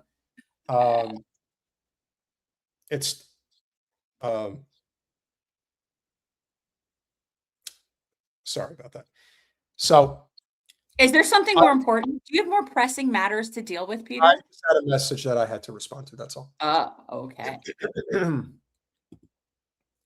But I do think, in the end, what we're faced with here, we're heading for a revolutionary period. It's coming, whether we like it or not. And what do you mean heading for? You say that all the time. I correct you all the time. We're in it already. We're in it. Yeah. Yes, a revolution starts before the revolution starts before there might even be a shot fired. That's not the point. The revolution is now. This is it. By the way, no. By the way, that's what happened. I will say this. When I covered Loomer the other night because she was threatening Track APAC, the person who I suspected was behind Albania is showing us the way. The person that is good friends with Loomer that I suspect was behind helping get me fired from my job. Yeah. He came onto the thread and said, "Hey, Pete, how's unemployment treating you?" So when I say that Laura Loomer had a hand in me losing my job, I 1,000% believe she did. And again, this should not come as a surprise to anybody. No, I would not touch. Do not think for a second that I'm that desperate. I'm not. Besides, God knows what the hell. I can vouch for Peter. Like, he finds her grotesque. He finds her so good. Like, he wouldn't even be able to be close enough where that could even happen. I don't even think he'd be able to touch her. With rare exception, as Jen would say, I actually have pretty good taste in women. I can make a mistake. It happens. Here, okay. This is a recommendation for single men. Okay. Do not get really seriously involved with a female person that hasn't been somewhat vetted by your female friends. That's fair. I agree with that. It's a sound policy, because I assure you, and I've said it before, it takes crazy to know crazy. And you just get yourselves a trustworthy lady friend and have lady interests be vetted. Just personal recommendation. I am a very lucky man. I have some pretty awesome women in my life that try to lead me on the straight and narrow to make sure that I make sound decisions, especially when it comes to other women. And so Jen happens to be one of those people, and I am extremely grateful for that. Where I would I do it for the sake of humanity? Would I do it for humanity? I don't think you'd be able to. Could I put a bag over her head? No, you'd have to take boner medication. You'd have to take something. I don't think you would be I don't think you could do that. You're too particular about who you would touch. You That's really are. sure. I know. I don't think he's not. Yeah. I would have to see it in writing. I'd have to have some type of. And he doesn't get drunk. Yeah, so that's the other thing. I would have to see the contract written up by Dershowitz himself, basically saying, "Yeah, this is the end of Israel, but this is what you have to do in order to ensure that it happens." So I'd say that that's probably the case. But nevertheless. Okay, but see, the problem with that is then we have a rape situation. Yes. Right. So, well, Loomer has made it very clear that she is willing to touch people that don't want to be touched. Oh, yes. She has a reputation for being a sexual assaulter. But hey, who gives a shit? She's chosen. See, that's one of those things where it's like, I think on the one hand, would I want to be somewhere where she touched me? And that gives me an excuse to then not have to get a felony charge? Or would I just not even want to be anywhere near where she could touch me? I don't know. I don't know. I go back and forth with that Loomer cunt. Oh, thank you, the redacted print. Look how cute you are with your little salt and pepper goatee situation. Thank you, Melissa. I appreciate. Look, anything we could do to help. That's our job. Colin, can you please pull up last thing for tonight? Please pull up the tweet from Mark Cuban. I want people to understand. Hot dog. This is an appropriate conversation. Hot dog. Look at me in the face. I pride myself on inappropriate conversation. Yeah, that's for sure. If you guys have any doubt, once again, that revolution is in process, Mark Cuban put out this doozy of a message.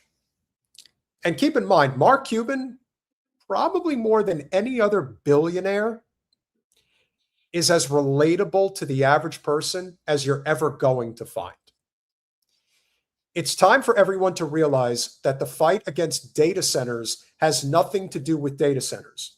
They have become a proxy for the hate towards AI and the concentration and accumulation of wealth it's creating. Now, is he correct? He's partially correct in that that is a byproduct of the problem, but it's not the only problem. But that is one layer to it, and he's not wrong about that. Until those running the big LLMs understand this and start a community tour, not to explain the benefits of AI, it's too late for that, but to help towns and cities that may be impacted by job losses, and I'm a believer there will be net gains in a few years, this battle is only going to get more intense. And let me tell you now, no matter how much money you pay to buy politicians and races, you will lose. One thing I have learned is being hated is not good for business. How can they help? They will tell you. You will need to do what they ask. Billions of dollars is a lot of money across towns and city programs, across the major LLMs. It's a cost of doing business. At the same time, I would go to LA and NYC and ask the arts and creative unions what kind of programs would help and protect their artists. Do not go to the music or film companies. That will make it worse. Don't try to pay famous people to endorse what you are doing. That's it. If that's not a direct shot at Mr. Wonderful, I don't know what is. That's dumb. Wait, did you say Mr. Wonderful? I'm sorry. I thought you said Mr. Wonderful. Well, let me tell you something, brother. Let us not be misled by some friggin' micro penis douche canoe from Canada. Please.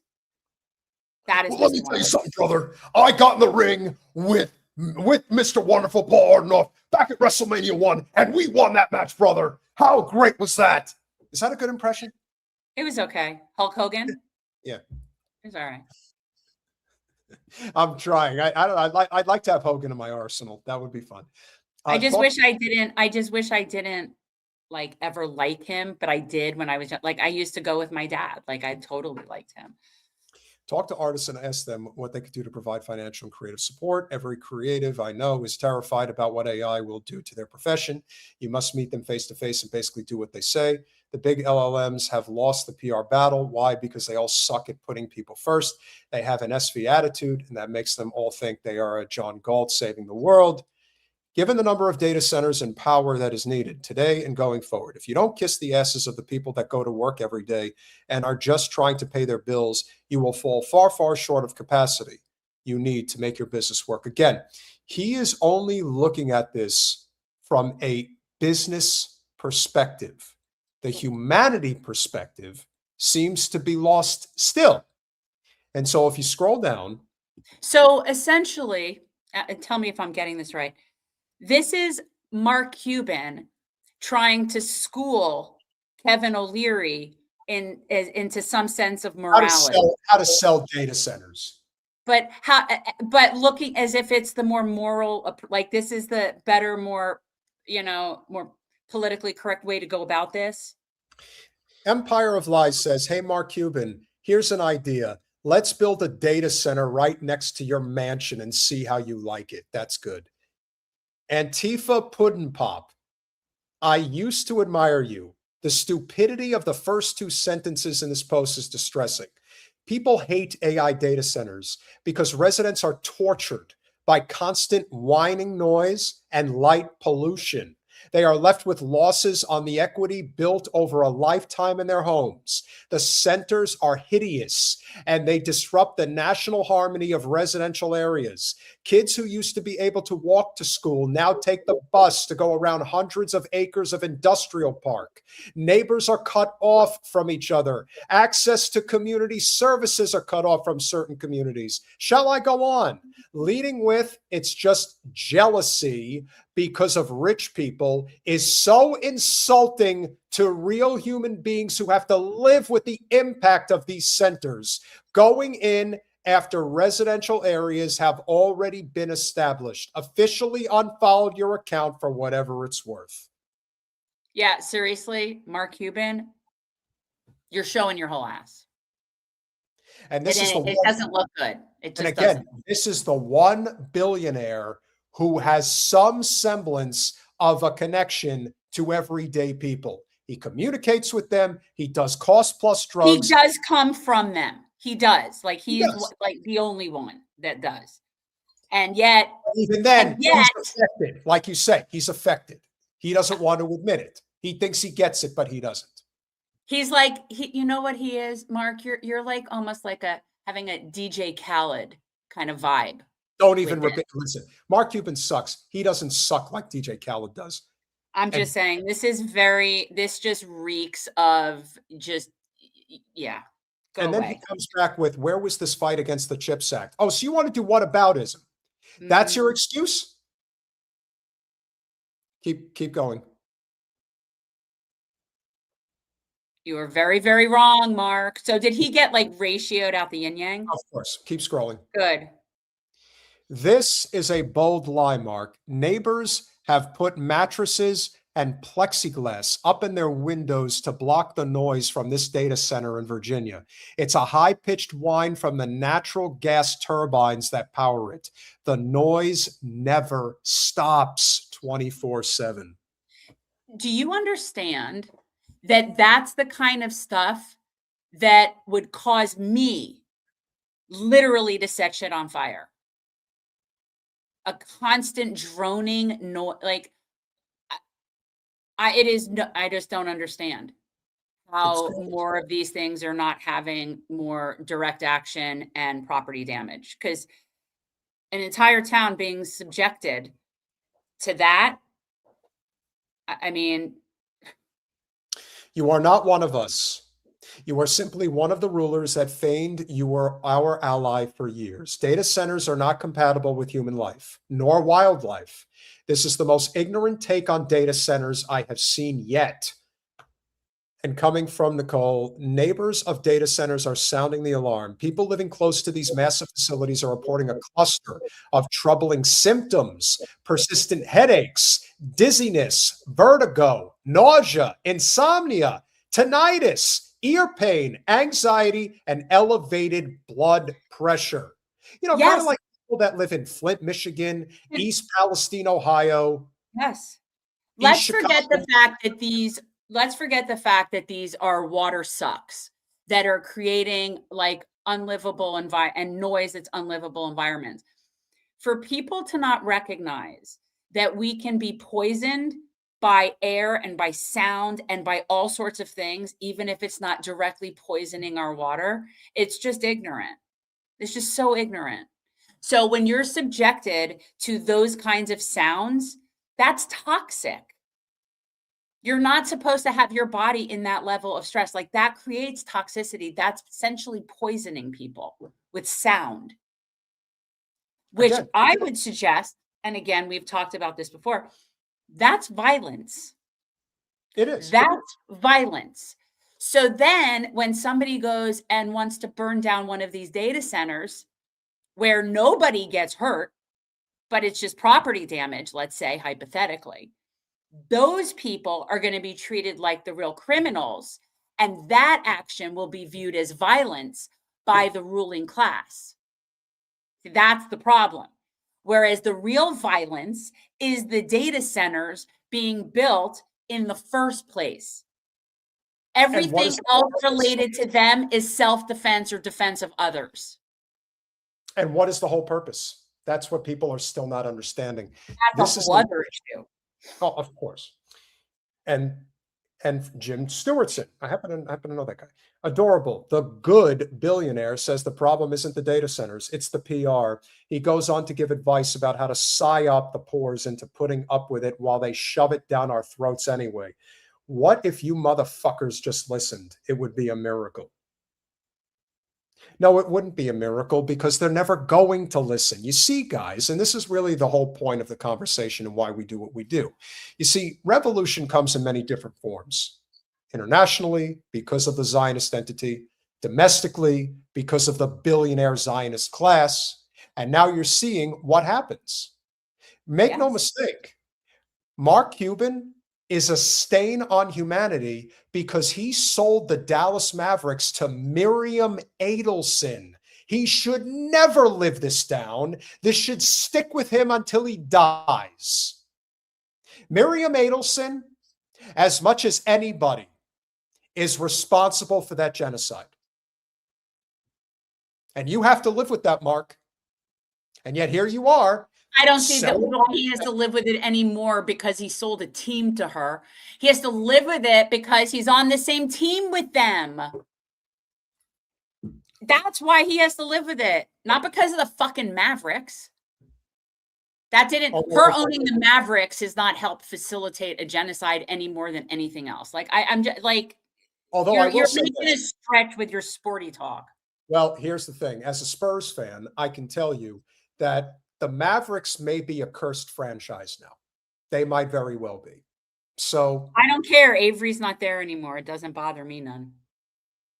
I'm an Avery Johnson fan. So, and that was there was a very small period of time where he was Dallas Maverick affiliated long ago. So he was a decent coach. And he hit the game-winning championship shot for the Spurs' first title. So he will always be revered. And anybody who does not know, my son, Reese, his middle name is Avery, and it is in fact for Avery Johnson from the San Antonio Spurs. That is a truth. Damn straight. Well, I guess that's a positive note to end on, but we appreciate all of you guys sticking through it the entire way, even though it was just Jen and I this evening. Make sure you go over to patreon.com/revolutionary change. For as little as $5 a month, you can become a supporter of our small but mighty, yet despite heavily suppressed, still growing channel. We also and it helps us because it takes us less dependent, makes us less dependent on Google. Absolutely. And of course, if you guys are so inclined, it also helps if you're subscribed over at Substack. Now, I don't write as often as I would like. And of course, I just got over a very bad cold, but I'm going to make sure that I get one out to you guys for Saturday. I may contribute to your little writing venture at some point. That would be awesome. I would only ask that you do it once a month. That's what I would ask. I have to write if I'm inspired. I'm not good at writing an assignment. I don't do well that way. Something inspired to write about, obviously, that would be great. And of course, if you are here and you have contributed, we thank you very much. Pirate Justin with the $2. Rothbone has a Qatari sponsoring him. Hey, good for him. Whatever. Good for him. We love it. Doesn't affect his content. He's going to, as long as his content is still his content, good for him. If I could get if a Qatari person wanted to sponsor me and we're still putting out our same content and doing our same thing, all right.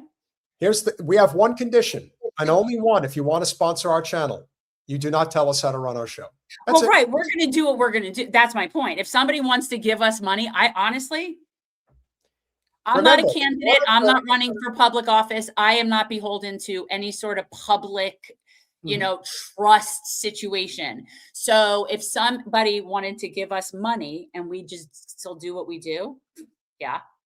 By the way, this is one of the things that I know that happens, especially on Saturday when we, tend to get a bigger audience. Like if there's like 800 to 1,000 people watching at any one time, that's when all of the Zionist advertisements end up on the channel, because we know there's a bunch of hate-watching Zio scum that tune into the channel. So they know where the bread is buttered. They know what they're going for. But at the end of the day, they don't want us to be able to make any money.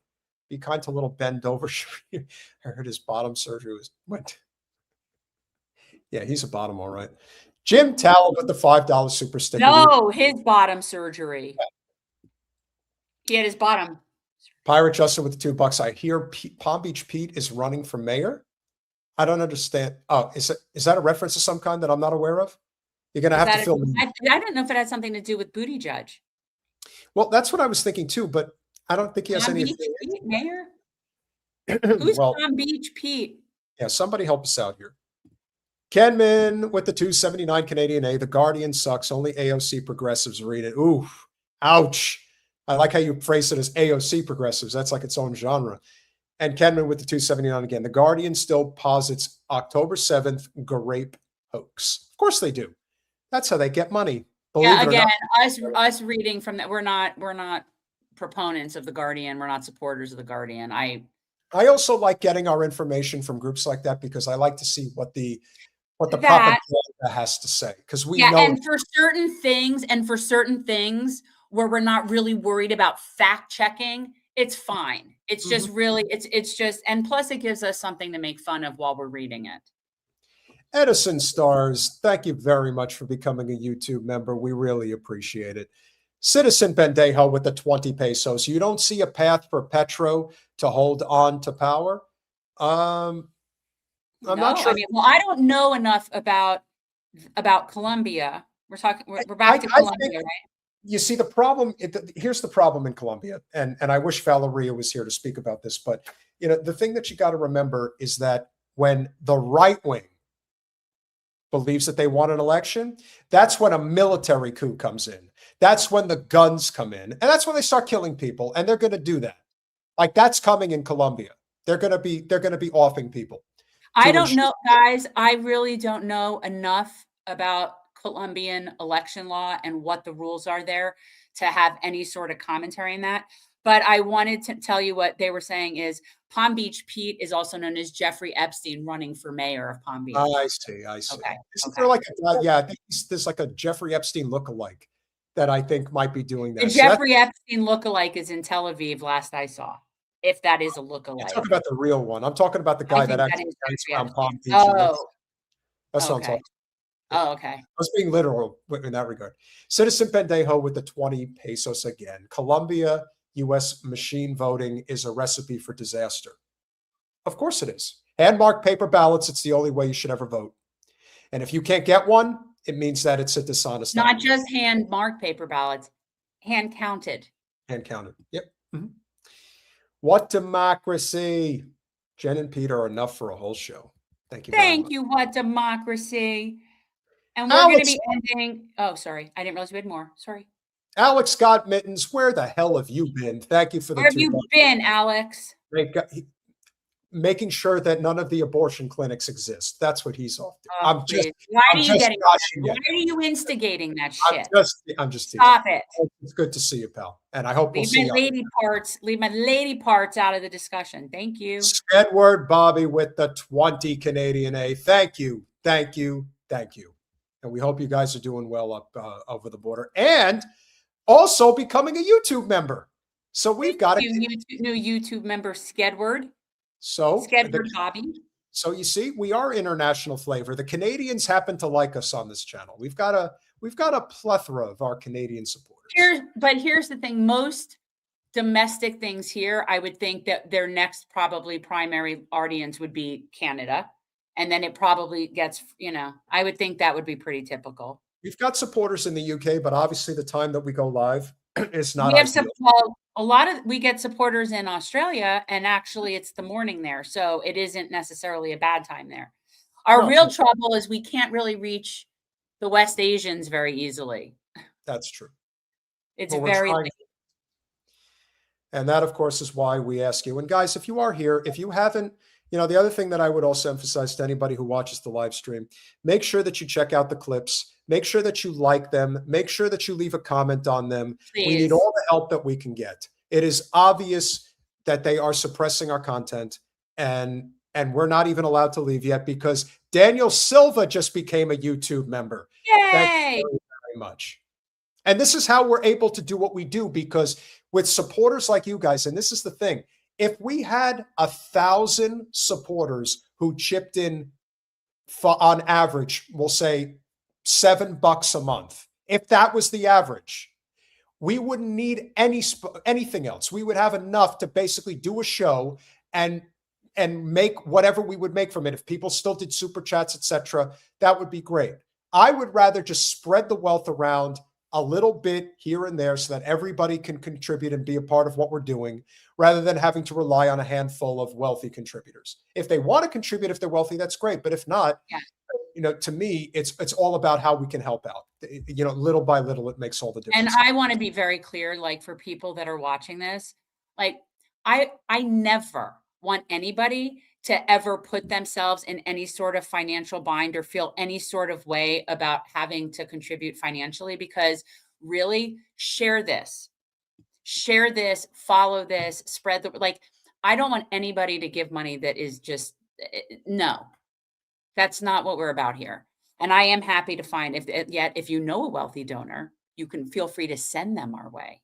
He's just a poor boy from a poor family.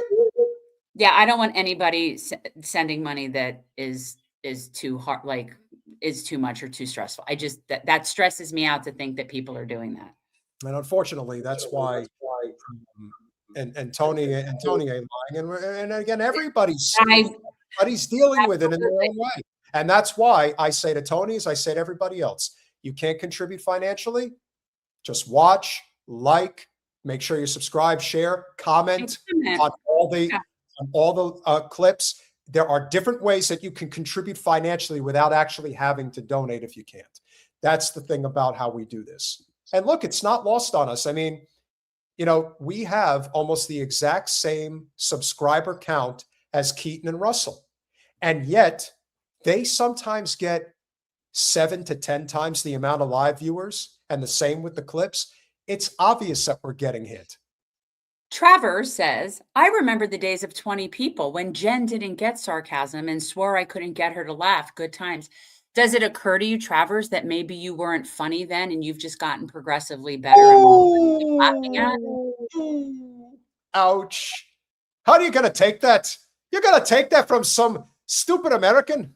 You're Irish. You're supposed to stand up for yourselves. You better have a good comeback. Not only is Travers going to take it, he stays up way late into the night so that he can have it. He loves it. I also find it very interesting how people, and listen, I don't want to knock on Candace because I think she does some good work. But at the same time, when people donate to Candace and they donate to Tim Pool and they donate to Hassan Piker, and all I'm thinking is, these guys don't need the money. They get enough as it is through advertisements and viewership, and then people who just donate to those channels. It's like, trust me when I tell you, in the grand scheme of things, the super chats, the YouTube members, the Patreon, that is the bulk of where our money for the channel comes from. Whereas with those channels, that is a minuscule part of where their money comes from. In fact, they don't even see it. That's how small it is. Candace Owens does clips. I just want you guys to understand what she's making on a daily basis. When she does a clip and it pulls in 1 million views, let me assure you, she's probably raking in anywhere from one clip, $10,000 to $15,000. That's one clip. You duplicate that 7, 8, a dozen times a week, you do the math, how much money she's making. She's making millions of dollars a year. So when I see people giving that money, giving those big super chats, and all I'm thinking is, it's the smaller channels that really need them. because that's how they can sustain what they're doing, especially if they're getting suppressed. It is what it is. But we're not going to change who we are. We are not going to sell out. We're not going to give in. We're going to do what we need to do. And with amazing supporters like you guys, that's how we're able to do it. And again, we still can't leave. Skedward wants to give us another $20 super Canadian A sticker. You are just doing a great job in becoming a battalion on your own. We're trying. And because of your support, it makes it that much easier to continue through these hard times. Yes. It does. It helps. User ZLXE Laz, whatever you're calling yourself. Excellent. Thank you for becoming a YouTube member. That is really awesome. And we've had this happen a few times. You guys. Hot dog.